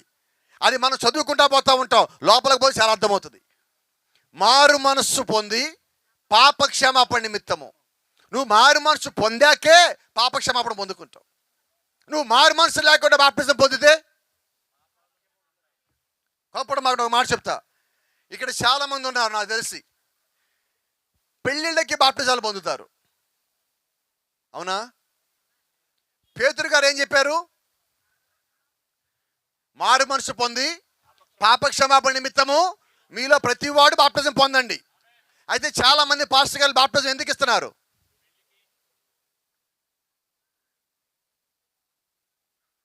అంటే ఇప్పుడు నువ్వు పెళ్లి కోసం తీసుకునే బాప్టిజము చెప్పరండి, నోరు లేలేదు ఎవరు? గట్టిగా చెప్పాలి ధైర్యంగా. నేను ఈ పెళ్లి కోసం బాప్టిజం తీసుకుంటే ఆ బాప్టిజము నా పాపాలు తీయదు, నాకు మారు మనసు రాదు, నేను పరలోకం పోను. కానీ నేను ఒక భ్రమలో ఉంటా. ఏంటంటే భ్రమ? నేను బాప్టిజం పొందేశా. ఈ రాత్రి ఆ భ్రమలు తొలగిపోవాలి. అందుకొరకు ఈ కూడిక ఏర్పాటు చేసింది. మనకున్న అనుమానాలు తొలగిపోవాలా. ఇంకా కొద్దిమంది పాస్టర్ గారు చెప్తా ఉంటారు, నీవు బాప్టిజం తీసుకుంటే కానీ నీకు పెళ్లి చెయ్యను. ఇదేంటి సార్ ఇది? మారు మనసు పొందావా? ఒక మాట మీకు చెప్తాను. పాస్టర్ అన్న దాంట్లో కొద్దిగా ఆలోచిస్తే ఒక చిన్న అర్థం ఉన్నది. నీకు మారు మనసే లేనోడివి, పాప క్షమాపణకి దేవుడి దగ్గరికి రావటానికి దేవుడు వాక్యం అంటే భయము లేదు, భక్తి లేదు, నమ్మకం లేదు. నువ్వు పెళ్లి చేసుకున్నప్పుడు ఆ పెళ్లి చేసుకున్న భార్య నువ్వు ఎలాగ చక్కగా చూస్తావు? నువ్వు ఏ భర్తనైతే, ఏ పురుషుడైతే పెళ్లి చేసుకున్నావో ఆయనతో నమ్మకంగా ఎలా ఉండగలవు? ఉండలేవు. అవునా? బైబిల్ చెప్తా ఉన్నది, నమ్మి బాప్టిజం పొందినవాడు. నువ్వు నమ్మలేదనే కదా బాప్టిజం పొందలేదంటే. అవునా? నిజమైన దేవుని సంఘములో పిల్లలు యవ్వన ప్రాయంలోకి రాగానే ముందు బాప్టిజంలోకి అడుగు పెడతారు. హల్లెలూయా. కొన్ని సంఘాలు ఉన్నాయి, 5 ఏళ్ళు, 6 ఏళ్ళు, 9 ఏళ్ళు, 10 ఏళ్ళు పిల్లలు ఎప్పుడు పోయినా కానీ పాస్టర్ గారు మాకు ఎప్పుడు బాప్టిజాలు ఇస్తారంటున్నారు వాళ్ళు. అవునా? కొన్ని సంఘాలకు పోతే 40 ఏళ్ళు, 50 ఏళ్ళు. అప్పుడే కాదు పాస్టర్ గారు, కొంతకాలం మేము వాక్యాలు నలగాల, కొంచెం నలగాల మేము. దేంటో ఇంకో మాట చెప్తాను. నిజంగా నువ్వు దేవుణ్ణి నమ్ము, విశ్వసించు, దేవుడు చేసిన కార్యాలకి కృతజ్ఞత కలిగి ఉండు. ఆమేన్. అయితే కృతజ్ఞత వేరు, నువ్వు మారు మనసు పొందటం వేరు. అర్థమైందా? చాలా మంది ఏమంటారంటే, దేవుడు మేము అనుకున్న కార్యం చేశాడు కాబట్టి మేము బాప్టిజం పొందుతాం పాస్టర్ గారు. అంటే నువ్వు దేనికోసం బాప్టిజం పొందావు? కార్యాల కోసం పొందావు. దేవుడు కార్యాలు ఆపేస్తే వినపడలా, నేను మానేస్తా చర్చి, ఇంకో చర్చికి వెళ్ళిపోతాం. ఈ సగం చర్చిలు మారే బ్యాచ్ మొత్తం ఇదే. దేవుడు ఒక వాక్యం దగ్గరికి నువ్వు వస్తే వాక్యం నీతో మాట్లాడాల. నువ్వు సేవకుడు చూస్తే వాక్యం నీతో మాట్లాడదు. నువ్వు సేవకుడు చుట్టూ మానేసి దేవుడు యొక్క వాక్యం చూస్తున్నప్పుడు వాక్యంలోని దేవుని యొక్క స్వరము నీ హృదయంతో నేరుగా మాట్లాడుతుంది. హల్లెలూయా. నువ్వు ఏ స్థితికి ఈ రోజుకి రావాలంటే, నువ్వు నిజంగా మారు మనసు పొందితే నువ్వు మనిషిని చూడవు, నువ్వు మారు మనసు పొందితే వ్యక్తిని చూడవు, నువ్వు మారు మనసు పొందితే దేవుని యొక్క వాక్యాన్ని చూస్తావు, మారు మనసు పొందితే దేవుని యొక్క స్వరం కనబడతావు. బైబిల్లో దేవుడు అంటున్నాడు, నా గొర్రెలు నా స్వరం వినును. ఏ గొర్రెలు? మారు మనసు పొందిన గొర్రెలు. ఏ గొర్రెలు? పాప క్షమాపణ పొందుకున్న గొర్రెలు. ఏ గొర్రెలు? దేవుని యొక్క గొర్రెలు. ఏ గొర్రెలు? ఏర్పాట్లో ఉన్న గొర్రెలు. ఏ గొర్రెలు? దేవుని వెంబడించే గొర్రెలు. హల్లెలూయా. ఈరోజు నిజమైన నువ్వు వాక్యాన్ని వెంబడిస్తా ఉంటే అపవాదికి అది కష్టం, అపవాదికి అది ఇబ్బంది, అపవాదికి అది శోధన. అయితే నిజమైన వాక్యాన్ని వెంబడించడము దేవుడికి ఇష్టం, పరిశుద్ధాత్మకి ఇష్టం. దేవుడు నిన్ను ఆకర్షిస్తూ ఉంటాడు, అపవాది అడ్డు పెడతా ఉంటాడు. చాలామంది విషయాలు చూడండి, ఈరోజు వచ్చేస్తారు, పాస్టర్ గారు మేము బాప్టిజం పొందుకోవాలండి, ఉద్రేకంలో వచ్చేస్తారు బాప్టిజాలు పొందాలని. ఒక 2 రోజులు ఆగి రండి అన్నాడు అనుకోండి. 2 రోజులు ఆగిన తర్వాత వాళ్ళు చర్చికి రావాలి, పాస్టర్ వాళ్ళ ఇంటికి వెళ్ళారు. అమ్మ మొన్న వచ్చారు కదా బాప్టిజం పొందుతా అన్నారు కదా అంటే, ఇప్పుడు కాదులే పాస్టర్ గారు. ఈ 2 రోజులు ఏమైంది?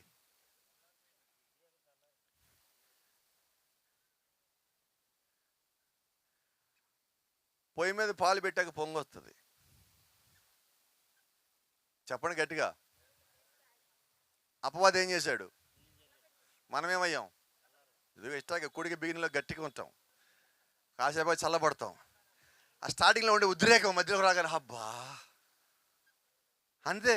అపవాది వచ్చి ఏం చేస్తారని, నువ్వు గట్టిగా ప్రార్థన చేయి, నువ్వు మోకాళ్ళ మీద ఉండి బలంగా ప్రార్థన చేయి. కాసేపటికి దేవుడు కార్యాలు చూసే స్థితికి నువ్వు వచ్చేస్తూ ఉంటావు. దేవుడు ఒక్క దూతను బయలుదేరి కనిపిస్తూ ఉంటుంది. ఆయన వెలుగు కూడా బయలుదేరిన పరలోకం వచ్చేస్తూ ఉంటుంది. ఇంతలో ఒకడు వస్తాడు. ఎంతసేపు చేస్తావు ప్రార్థన? నీకు నడు నొప్పి నీకు తెలుసా అంటాడు. నీకు మోకాళ్ళ నొప్పి నీకు తెలుసా అంటాడు. అవునా? మనం ఏమంటాం? ప్రభువా ఇంక నేను చేయలేను ప్రభువా, ఇక నా వల్ల కాదు ప్రభువా. అంతేనా? ఎంత బాధాకరం అంటే ఈరోజు మా కోప్పడం మాకండి స్త్రీలు నా మీద. కొద్దిమంది స్త్రీలు ప్రార్థన చేస్తారు, మంచివాళ్ళు అండి, వాళ్ళకి ప్రార్థన చేయాలని కోరుకుంటుంది, కానీ సమయమే దొరకదు. వాళ్ళకి సమయం ఎప్పుడు దొరుకుద్ది అంటే పొయ్యి మీద కుక్కర్ పెట్టాక దొరుకుద్ది. కుక్కర్ పెట్టి ఏమంటారంటే ఇంట్లో వాళ్ళు చెప్తారు పిల్లలకి, చెప్పండి 2 విజిల్ రాగానే ఆపేయి అంటారు. వీళ్ళు ప్రార్థన కూర్చున్నారు, మొదటి విజిల్ వచ్చింది. వీళ్ళు ప్రార్థన ఎలా ఉంటుంది తెలుసా? చెప్పండి అమ్మా, ఎక్కడుంది మీ ఆలోచన?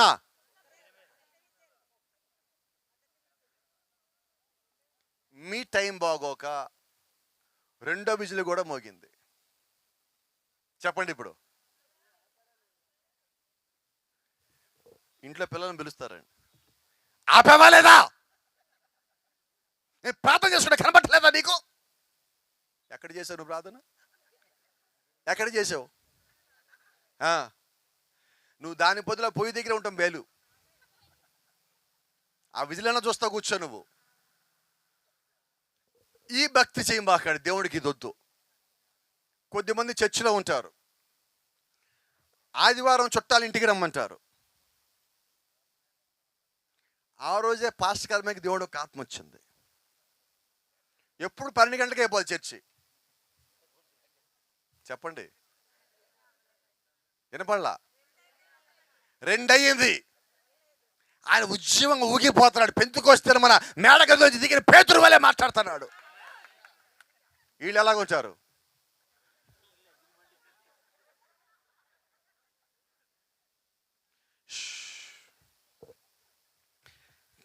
ఇంటి దగ్గర ఆ పక్కన పైన సూర్యులో తాళం పెట్టి తీసుకుని లోపల, ఏమో మా పాస్కి ఈరోజు వదలటల్లా. నువ్వు వాక్యానికి వచ్చావు, ఇంక దేనికి వచ్చావు నువ్వు? వినపడలా? ఇప్పుడు చెప్పనా, నీకుందా మారు మనసు అంటున్నా. విజిల్ మీద నీ ధ్యాస, ఇంటి దగ్గర ఉన్న చుట్టాల మీద నీ ధ్యాస. ఆ విజిల్ని పరలోకం తీసుకుపోదు. ఆ ఇంటికి వచ్చి ఆదివారం వచ్చే బంధువుల్ని అసలు పరలోకం అస్సలు తీసుకుపోదు. అడ్డుపడే బండ్లాడ్లే. ఆదివారం ఏ ఇంటికి చుట్టాలు వచ్చి చర్చికి రాలేదని చెప్తారో ఆ ఇంటికి వాళ్ళు అడ్డుబండ్లు. కోపం రాదుగా? వచ్చినా ఎలాగే చెప్తానంటే నేను. అవునా? కొద్దిమంది చెప్తారు, ఏమ్మా ఆదివారం చర్చికి రాలేదు, చుట్టాలు వచ్చారు మాస్టర్ గారు మా ఇంటికి. నిజంగా నువ్వు క్రైస్తవురాలువేనా? నిజంగా నీ ఇంటికి ఆదివారం చుట్టాలు చర్చి మానేయటం కాదు, వాళ్ళకు కూడా భోజనము టిఫిన్ ఏం పెట్టకుండా చర్చికి తీసుకురా. నువ్వు మళ్ళా వస్తారా? నీకు వస్తారా? చెప్పండి వాళ్ళకి, నువ్వు వస్తే ఇంటికి ఆదివారం చర్చికి రా అని చెప్పండి. నిజమేనా? నువ్వు మారు మనసు పొందితే నీ జీవితం అలాగుంటుంది. అవునా? కొద్దిమంది ఇంకొంచెం భక్తి పరులు ఉన్నారు. వీళ్ళు పురుష భక్తి పరులు. చర్చిలో చాలా బాగుంటారు, ప్రార్థనలో చాలా బాగుంటారు. పాస్టర్ గారు లేపారు, సినిమాలు చూడకూడదు, టీవీ సీరియల్ చూడకూడదు, ఇళ్లలో టీవీలు ఉండకూడదు, ఇవన్నీ చేసేసారు. అయిపోయింది, చాలా సంతోషం. కొత్త సినిమా వచ్చింది. ఇదే ఊరు, ఇదే ఊరండి, అనకాపల్లేనా?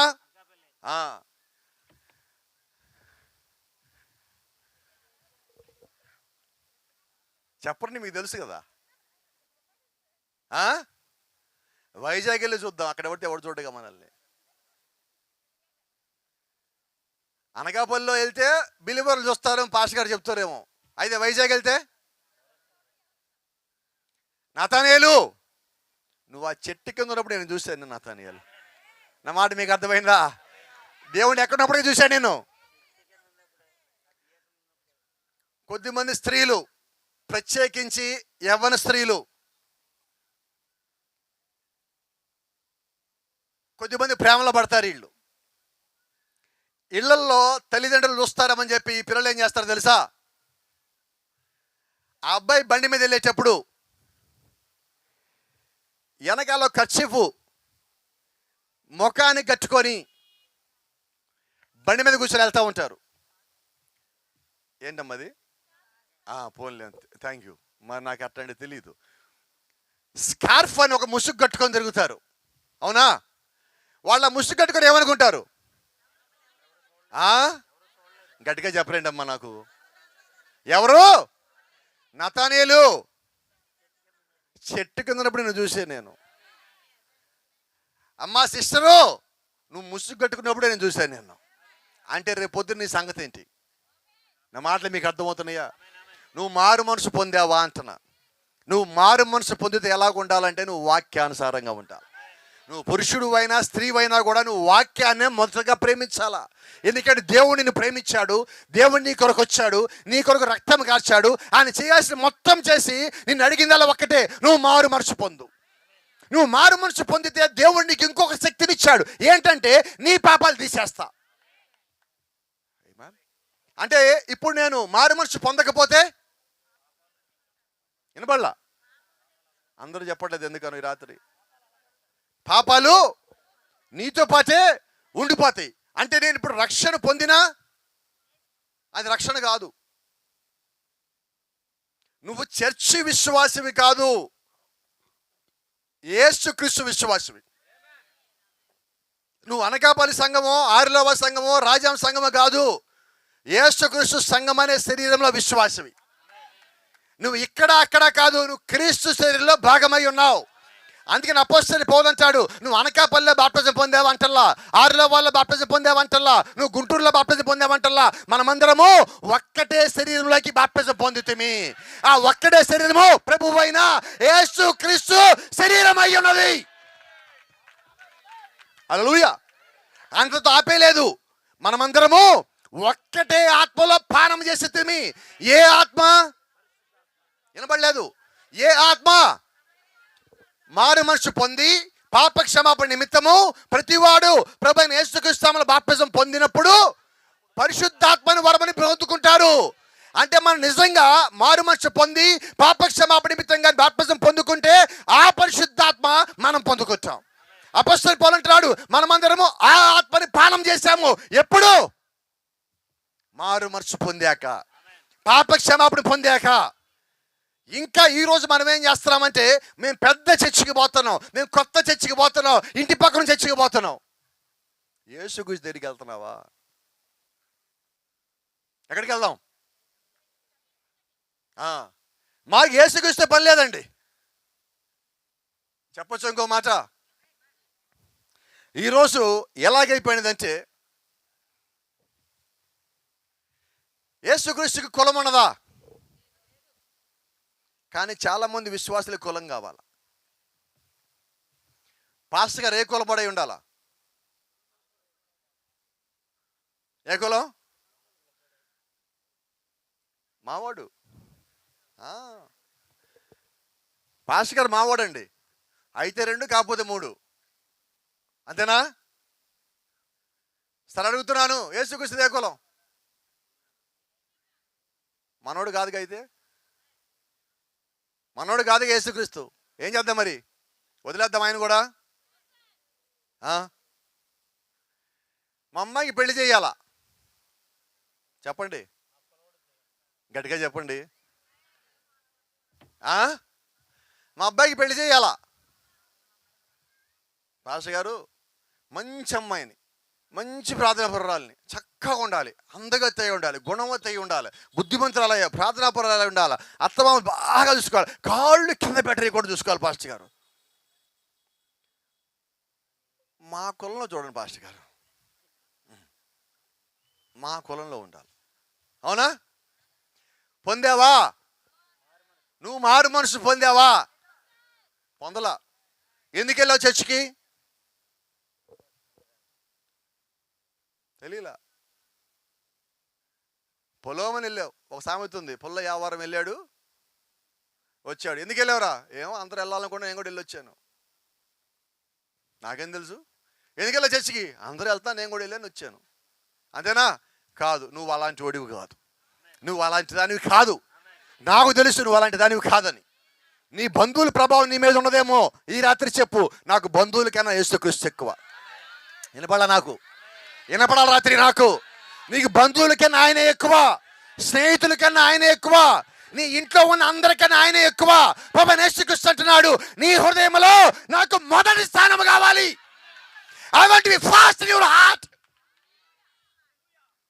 క్రీస్తు కన్నా నీ హృదయంలో ఏది ఎక్కువ కూడా దేవుడికి ఇష్టం లేదు.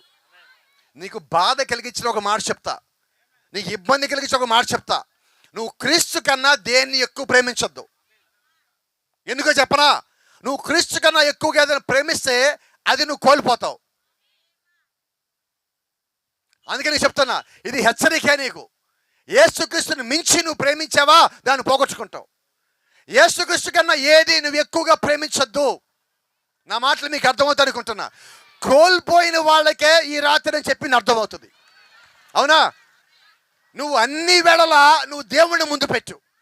పగలైనా దేవుని ముందు ఉండాలి, సాయంత్రమైనా దేవుని ముందు ఉండాలి, రాత్రైనా దేవుని ముందు ఉండాలి, శ్రమ వచ్చినా దేవుని ముందు ఉండాలి, శోధన వచ్చినా దేవుని ముందు ఉండాలి, సంతోషం వచ్చినా దేవుని ముందు ఉండాలి, బాధ వచ్చినా దేవుని ముందు ఉండాలి, వ్యాధి వచ్చినా దేవుని ముందు ఉండాలి, మరణం వచ్చినా దేవుని ముందే ఉండాలి.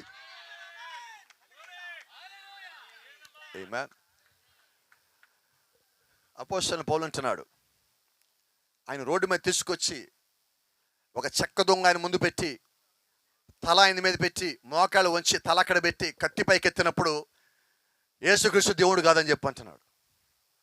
పౌలు అంటున్నాడు, నీ పేరేంటి అన్నాడు.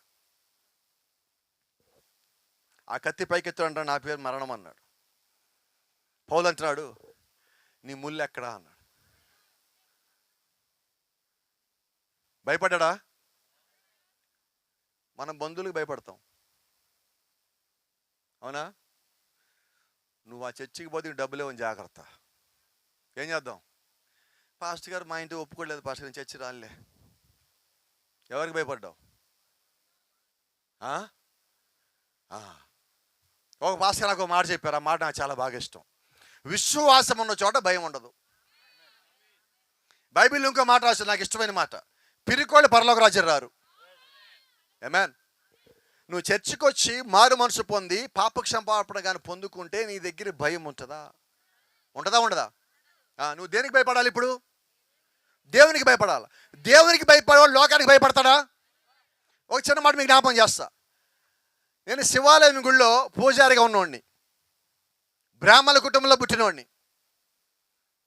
దేవుణ్ణి నమ్ముకున్న తర్వాత కుటుంబం అంతా అన్నారు, అరే నువ్వు ఆ దేవుణ్ణి వదిలేస్తావా వదిలేవా? నేను వదిలేలేనన్నా. మేము వదిలేస్తానని జాగ్రత్త, ఆలోచించుకో అన్నారు.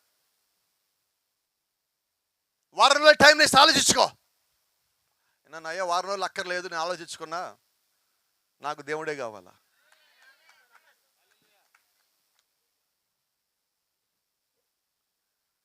మా అమ్మ దగ్గరికి వెళ్ళాం. లోపలికి వస్తాడు మా అమ్మ, రామాగారు బయటే ఉండి అన్నది. ఏమ్మా ఏమైందన్న? చుట్టూ చూస్తున్నా, ఏమైనా ఉన్నదేమో అడ్డుగా లోపల రావటానికి అని. మా అమ్మ అంటది, మాది కూడా లోపల రావడానికి వెళ్ళలేదు పో అన్నది. నేను పొందింది బాప్టిజము. బాప్టిజం పొందే కులం మారదు, మతం మారదు, మార్గం మారుతుంది. అంతేనా?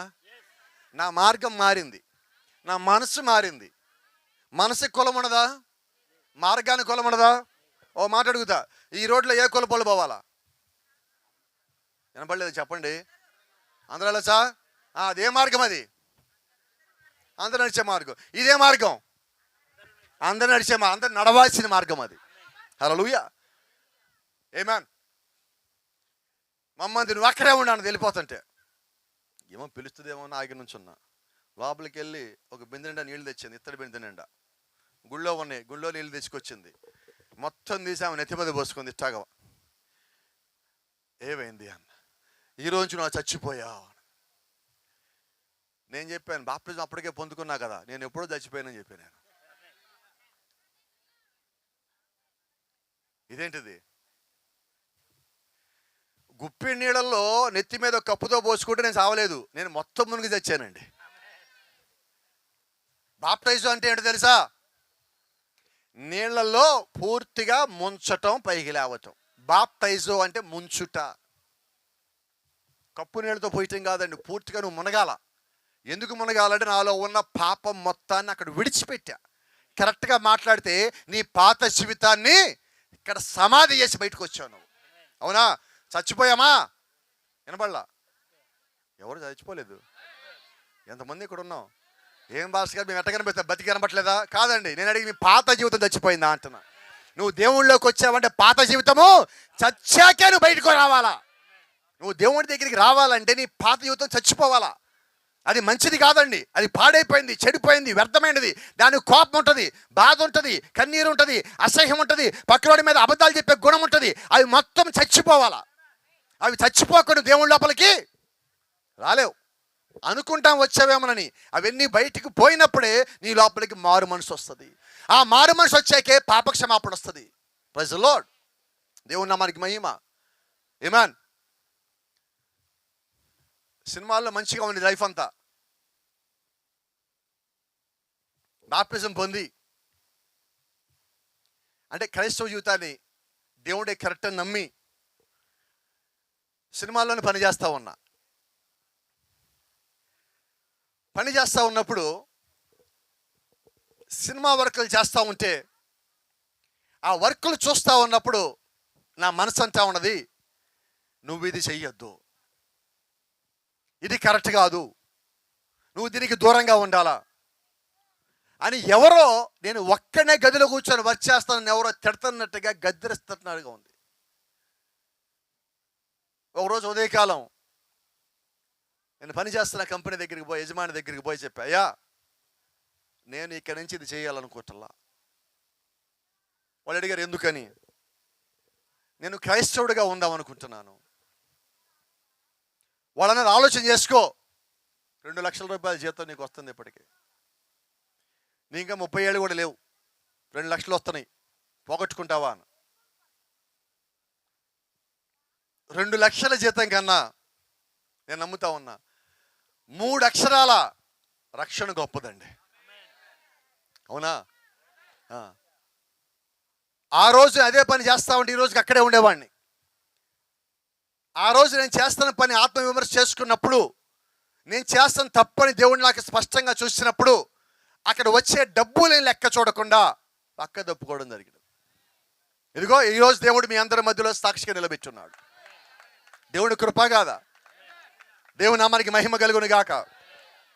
రెండో సంగతి, ఆ రోజు నుంచి ఈ రోజు వరకు నా కుటుంబంలో ఉన్న అన్నదమ్ములు కానీ బంధువులు కానీ ఎవరు ఎక్కడ ఉన్నారో ఈరోజు నాకు తెలియదు. వాళ్ళ ఫోన్ నెంబర్లు తెలియదు, అడ్రస్లు తెలియదు, ఉన్నారో లేదో కూడా తెలియదు. Praise the Lord. వచ్చిన సందర్భం మీకు చెప్తాను ఎలాగుంటుంది ఈ ఒత్తిడి అన్నది.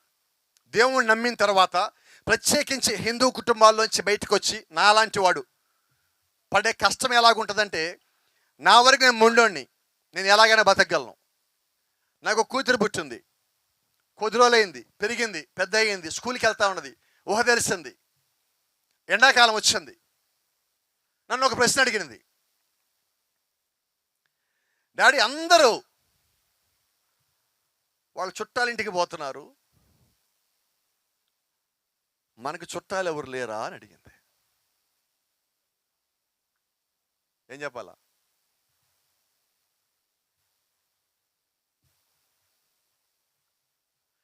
ఉన్నారని చెప్పనా, లేరని చెప్పనా? వినపడలేదు. ఉన్నారని చెప్పనా, లేరని చెప్పనా?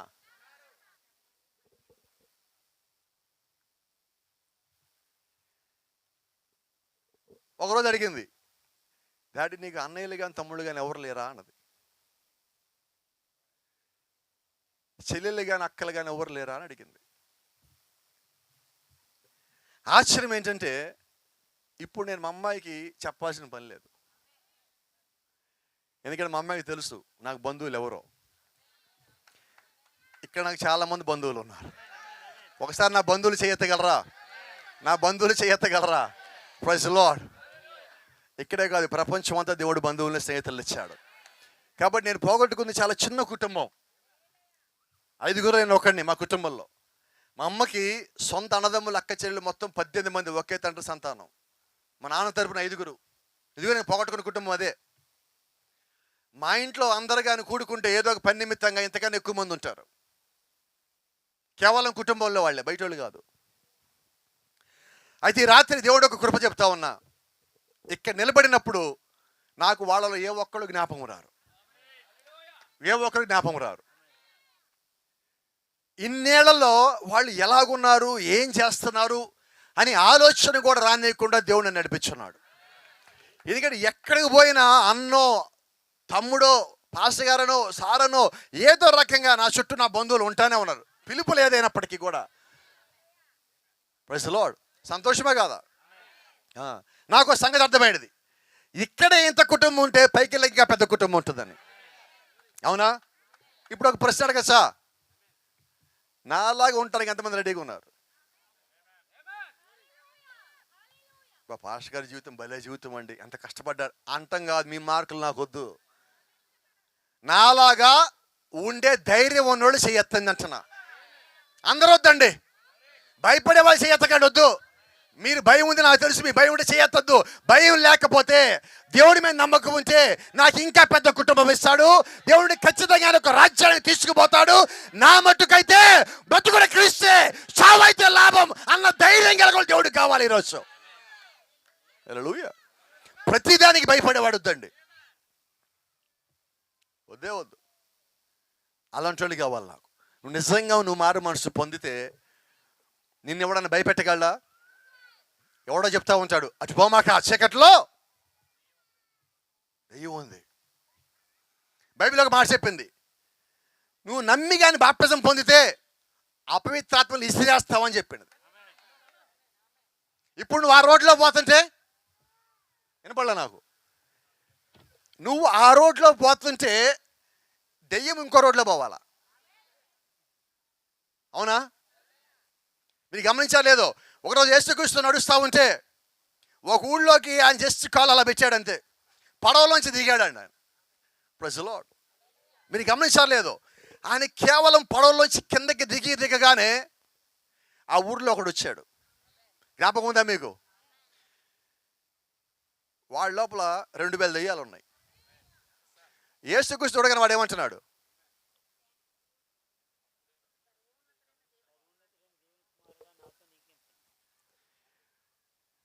నువ్వు ఈ ఊరికి రావని కదా ఇక్కడికి వచ్చా, నువ్వెందుకు వచ్చావు అంటున్నాడు. యేసుక్రీస్తు అన్నాడు, నా రూట్ మ్యాప్ నా ఇష్టం అన్నాడు.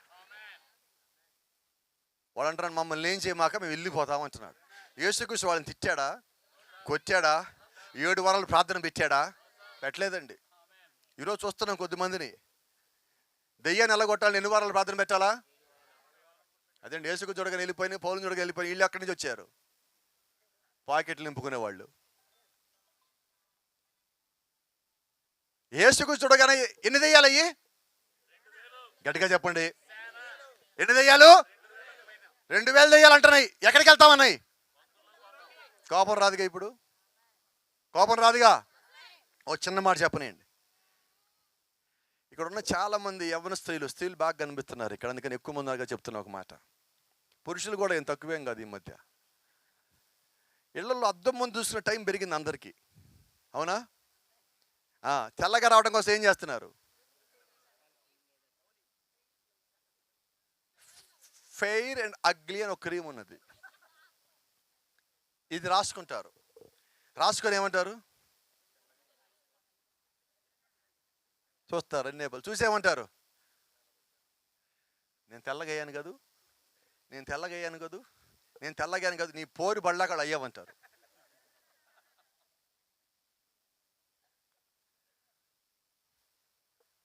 అది మీరు ఇలాగా క్రీమ్ రాయగానే ఇలాగనగానే జిడ్డుగా ఉంటుందా ఉండదా? ఎందుకు జిడ్డుగా ఉంది ఇప్పుడు ఆలోచన చేశారు మీరు? పందుకోవు, అది పందుకోవు.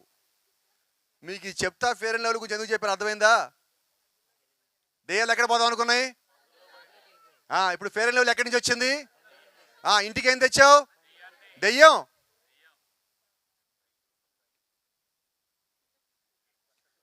బైబిల్ మొత్తంలో అందగాడెవరు? యేసుక్రీస్తు కాదు, లూసిఫర్. అవునా? మీరు గమనించలేదు, బైబిల్లో యేసుక్రీస్తుకు జర రాస్తుంది సుందరుడైనను స్వరూపైనను కాదు. అందాన్ని గురించి ఆలోచించేవాడు లూసిఫర్ సంబంధి. అవునా? ఎంతసేపు చూస్తాం అద్దంలో? ఇటుపక్క చూసి ముందుకు చూసి వెనకాల అంటావు. నన్ను వెనకాల నుంచి చూడు ఎలాగున్నాను. నేను అనుకుంటాను అద్దానికి భాష వస్తే బాగుండు కదా అనుకుంటా. ఎన్ని తిట్టుండేవి నువ్వు అనేది కదా అద్దం కూడా. ఎందుకని? అదేంటిది, అద్దాల మాత్రం అరిగిపోవండి. నాకు ఆశ్చర్యమైన సంఘటనలు కొన్ని ఉంటాయి.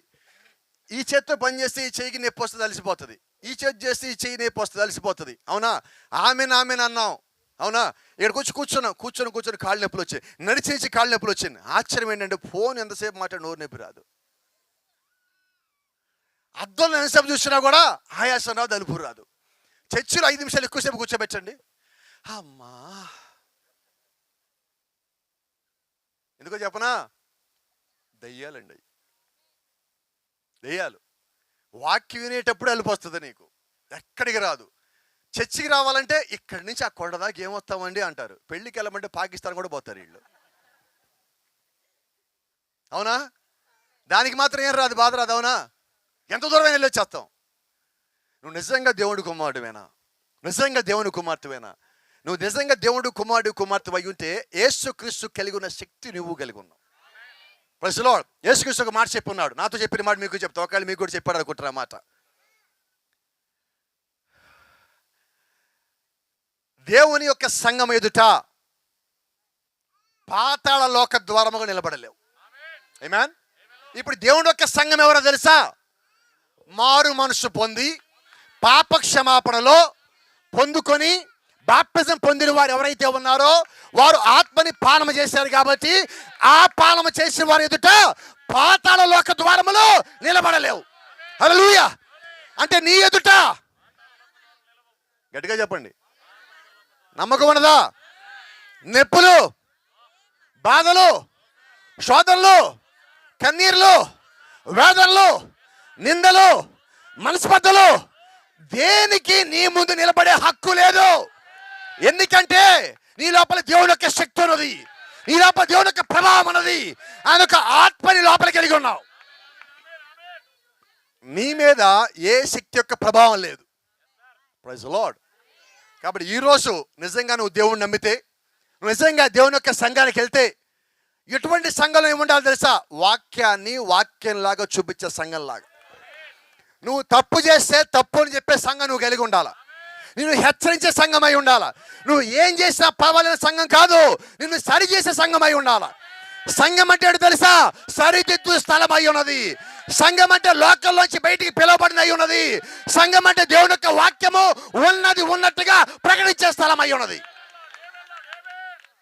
హల్లెలూయా. నువ్వు ఎక్కడ ఉండాలంటే అదిగో అక్కడ ఉండాలా. అది దేవుడు నిన్ను శాసిస్తున్నాడు. నువ్వు దేవుడు కుమార్తె అయితే, నువ్వు నిజంగా దేవుడు యొక్క కుమారుడు అయినట్లయితే ఈరోజు నీ యొక్క స్థానం ఏంటి ఒకసారి ఆలోచించి. ఒక్కసారి నిజమైన సంఘానికి వచ్చి చూడండి. వాక్యాన్ని వాక్యంలాగా పరిగణించే సంఘానికి ఒక్కసారి వచ్చి చూడండి. వాదించద్దు, విమర్శించద్దు. నిజమైన దేవుని సేవకుడు, నిజమైన విశ్వాసి విమర్శించడు. ఒకే మాట అంటాడు, వచ్చి చూడు. మేము దేవుని కలిగి ఉన్నాం, వచ్చి చూడు. మేము సత్యం కలిగి ఉన్నాం, వచ్చి చూడు. మేము వర్తమానం కలిగి ఉన్నాం, వచ్చి చూడు. మేము దూతను కలిగి ఉన్నాం, వచ్చి చూడు. మేము ప్రవక్తను కలిగి ఉన్నాం, వచ్చి చూడు. మేము మేఘం కలిగి ఉన్నాం, వచ్చి చూడు. వాదం లేదండి. మేము శకిన మహిమ కలిగి ఉన్నాం, వచ్చి చూడు. ఆయన ఒక ఆత్మను పొందుకున్నాం, వచ్చి చూడు. నేను ధైర్యంగా చెప్పగలను, నన్ను మార్చిన దేవుడు, ఇక్కడున్న సేవకులను మార్చిన దేవుడు మిమ్మల్ని మారుస్తాడు. ఆయనకి ఇంకా కావాలా, ఇంకా కావాలా, ఇంకా కావాలా. ఎందుకంటే దేవుడు ఒక ఆత్మ ఇంకా ఆయన బిడ్డల కొరకు ఎతుకుతానే ఉన్నది. ఆయన ఒక వాక్యం ఇంకా బిడ్డల కొరకు ఎతుకుతానే ఉన్నదండి. ఆయన కనులు ఇంకా వెతుకుతానే ఉన్నాయి. బైబిల్ చెప్తా ఉన్నది, భూమి మీదకి పంపించబడిన దేవుడు యొక్క 7 ఆత్మలు ఆయన యొక్క కనులై ఉన్నాయి. మరి ఆయన కనులు ఈరోజు భూమి మీద ఏం చేస్తున్నాయి అంటే ఆయన కుమారులు ఎదుగుతూ ఉన్నాయి, ఆయన కుమార్తెలు ఎదుగుతూ ఉన్నాయి, ఆయనలో ఉన్నవాడిని ఎదుగుతూ ఉన్నాయి, ఆయన లోపలికి వచ్చేవాడిని ఎదుగుతూ ఉన్నాయి, ఆయన నామంలో బాప్తిజం పొందేవాడిని ఎదుగుతూ ఉన్నాయి, సత్యాన్ని వెతికేవాడిని వెతుకుతున్నాయి, వాక్యాన్ని వెతికేవాడిని వెతుకుతా ఉన్నాయి. నమ్మగలవా? ఇక్కడే ఉన్నారా? నాతో ఉన్నారా? సిద్ధంగా ఉన్నారా? వెళ్దామా దేవుని రాజ్యానికి? సిద్ధపడతాం దేవుని రాజ్యానికి. నమ్ముదామా వాక్యాన్ని? వాక్యం ఎలాగుందో నీవు అలాగే ఉండాలి. అపోస్తలుడు పౌలు అంటున్నాడు, మా పరిచర్య మూలముగా రాయబడిన క్రీస్తు పత్రికలు మీరు కాదా? ఈరోజు మీరు క్రీస్తు పత్రిక అంటే బైబిల్ లాగా ఉండాలి. వాక్యం ఎలాగుందో నీవు అలాగే ఉన్నప్పుడు దేవుని రాజ్యం వచ్చినప్పుడు నిన్ను ఆపేవాడెవడు? ఆపగలడా?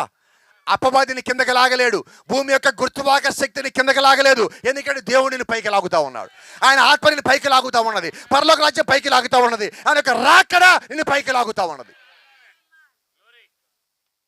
ఇంకా ఈరోజు చాలామంది విశ్వాసులు మేము సంఘానికి వచ్చాక దీవించబడ్డామండి, మేము సంఘానికి వచ్చాక ఆశీర్వదించబడ్డామండి, ఇవే చెప్తా ఉన్నారు. నేను సంఘానికి వచ్చాక మారానని చెప్పాలి కదా, నేను సంఘానికి వచ్చాక పాతని వదిలేశానని చెప్పాలి కదా, సంఘానికి వచ్చాక నాలో కోపం పోయిందని చెప్పాలి కదా, సంఘానికి వచ్చాక నాలో పాపం పోయిందని చెప్పాలి కదా, సంఘానికి వచ్చాక నా మీద నా గురించి అబద్ధాలు చెప్పే సాక్ష్యాలు నేను పూర్తిగా వదిలేశానని చెప్పాలి కదా.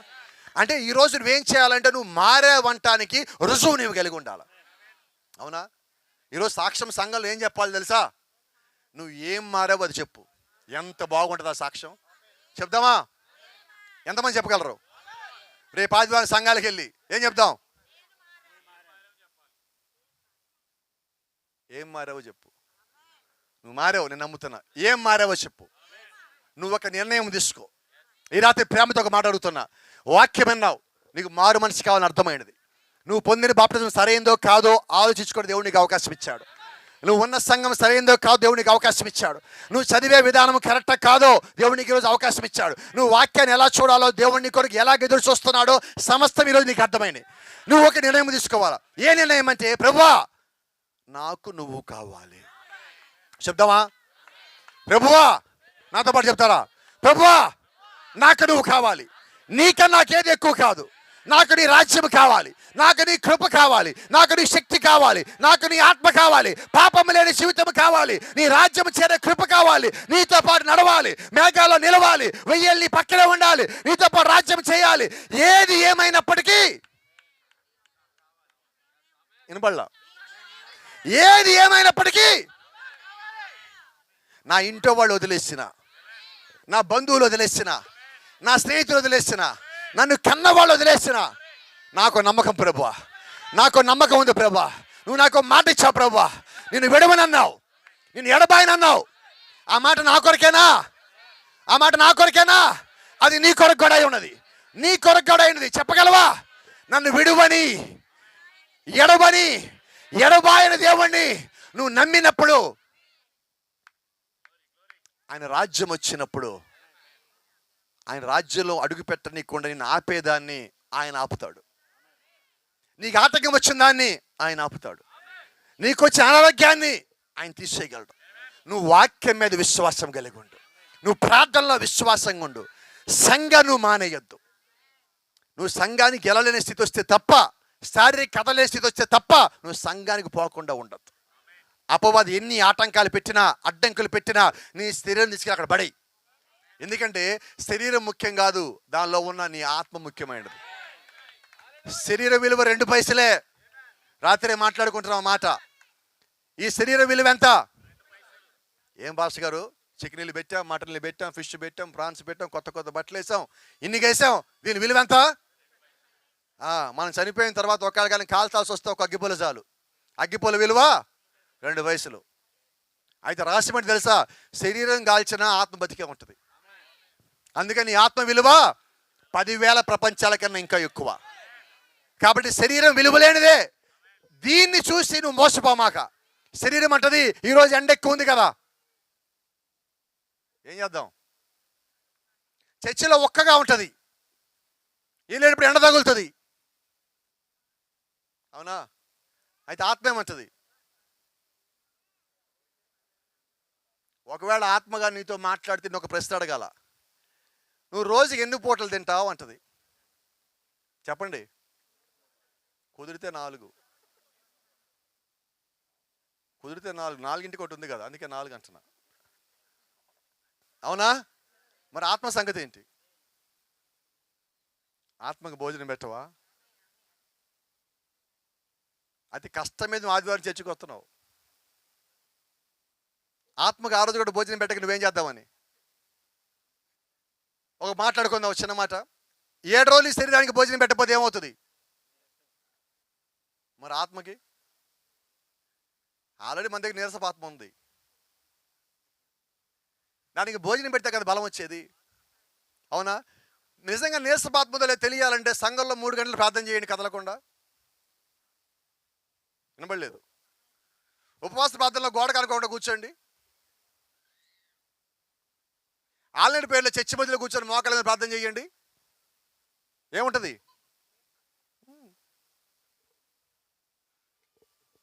ఈ 3-4 రోజులు ప్రార్థన చేస్తున్నాం. చాలామంది లైన్లోకి వస్తున్నారు. అమ్మ ఏంటమ్మా సమస్య అండి? నీరసంగా ఉంది పాస్టర్ గారు, ప్రార్థన చేయండి. ఈ మెలిపి ఇంకొక వచ్చింది, ఏంటమ్మా ప్రార్థన? నీరసంగా ఉంది పాస్టర్ గారు, ప్రార్థన చేయండి. చర్చికి పోతే రావు మీకు నీరసాలు అంటున్నా. అవునా? ఎందుకంటే దేవుడు ఒక ఆత్మతో నింపబడిన సేవకుడు ప్రసంగం చేస్తూ ఉంటే ఒక ఉద్యమం నీ లోపలికి వస్తుంది. ఆ ఉద్యమం ఎప్పుడు వచ్చిందో నీలోంచి నీరసం బయటికి పోతుంది, ఇబ్బంది బయటికి పోతుంది, వ్యాధి బయటికి పోతుంది, శోధన బయటికి పోతుంది, అన్నీ బయటికి పోతాయి. అవి బయటికి పోవాలంటే నీకు దేవుడు ఒక వాక్యం కావాలా? కావాలా వద్దా? కాబట్టి ఏం చేద్దాం? వెళ్దామా? ఎక్కడికి? ముందు చర్చికి పోదాం. వెళ్దామా? ఎక్కడికి? తర్వాత పరలోకం పోదాం. కానీ నువ్వు ఎక్కడికో చోటుకి పోవాల్సిందే. ఆదివారం నువ్వు ఖాళీగా ఉండటానికి వీల్లేదు. ఏ చర్చ ముందో ఆ చర్చికి వెళ్ళు. తర్వాత వాక్యానుసారంగా ఉందో లేదో చూడు. వాక్యం ఎక్కడైతే కరెక్ట్గా ఉందో అక్కడ నువ్వు ఉండు. ఎందుకంటే వాక్యం యేసుక్రీస్తు, వాక్యం దేవుడు ఒక ఆత్మ, వాక్యం పరలోక రాజ్యం. ఆ పరలోక రాజ్యం చేరాలంటే వాక్యం తీసుకుపోతుంది. మనుషులు తీసుకుపోరు, కులం తీసుకుపోదు, మతం తీసుకుపోదు, సంఘము తీసుకుపోదు, దేవుడు ఒక ఆత్మ తీసుకుని పోతుంది. కాబట్టి వాక్యాన్ని కట్టుబడి నువ్వు జీవించినంత కాలము పరలోకం నీదే. చెప్దామా? నిన్నెవరు ఆపిదే? చెప్పండి. ఆపిదే గట్టిగా చెప్పండి. వాళ్ళని కూడా చర్చికి తీసుకురండి. వాళ్ళలో ఉన్న దెయ్యం కూడా పోతుంది. చర్చికి పోకుండా ఆపే దెయ్యమే. ఆ దెయ్యం బాగుంటే వాళ్ళకు చర్చికి తేవాలా. వాడికో మాట చెప్పండి, వచ్చి గాడ్ బ్లెస్ యూ. దేవుడు మిమ్మల్ని దీవించిన కాక తిరిగి దేవుని యొక్క సేవకి సమయాన్ని అప్పగిస్తాం. Praise the lord. హల్లెలూయా.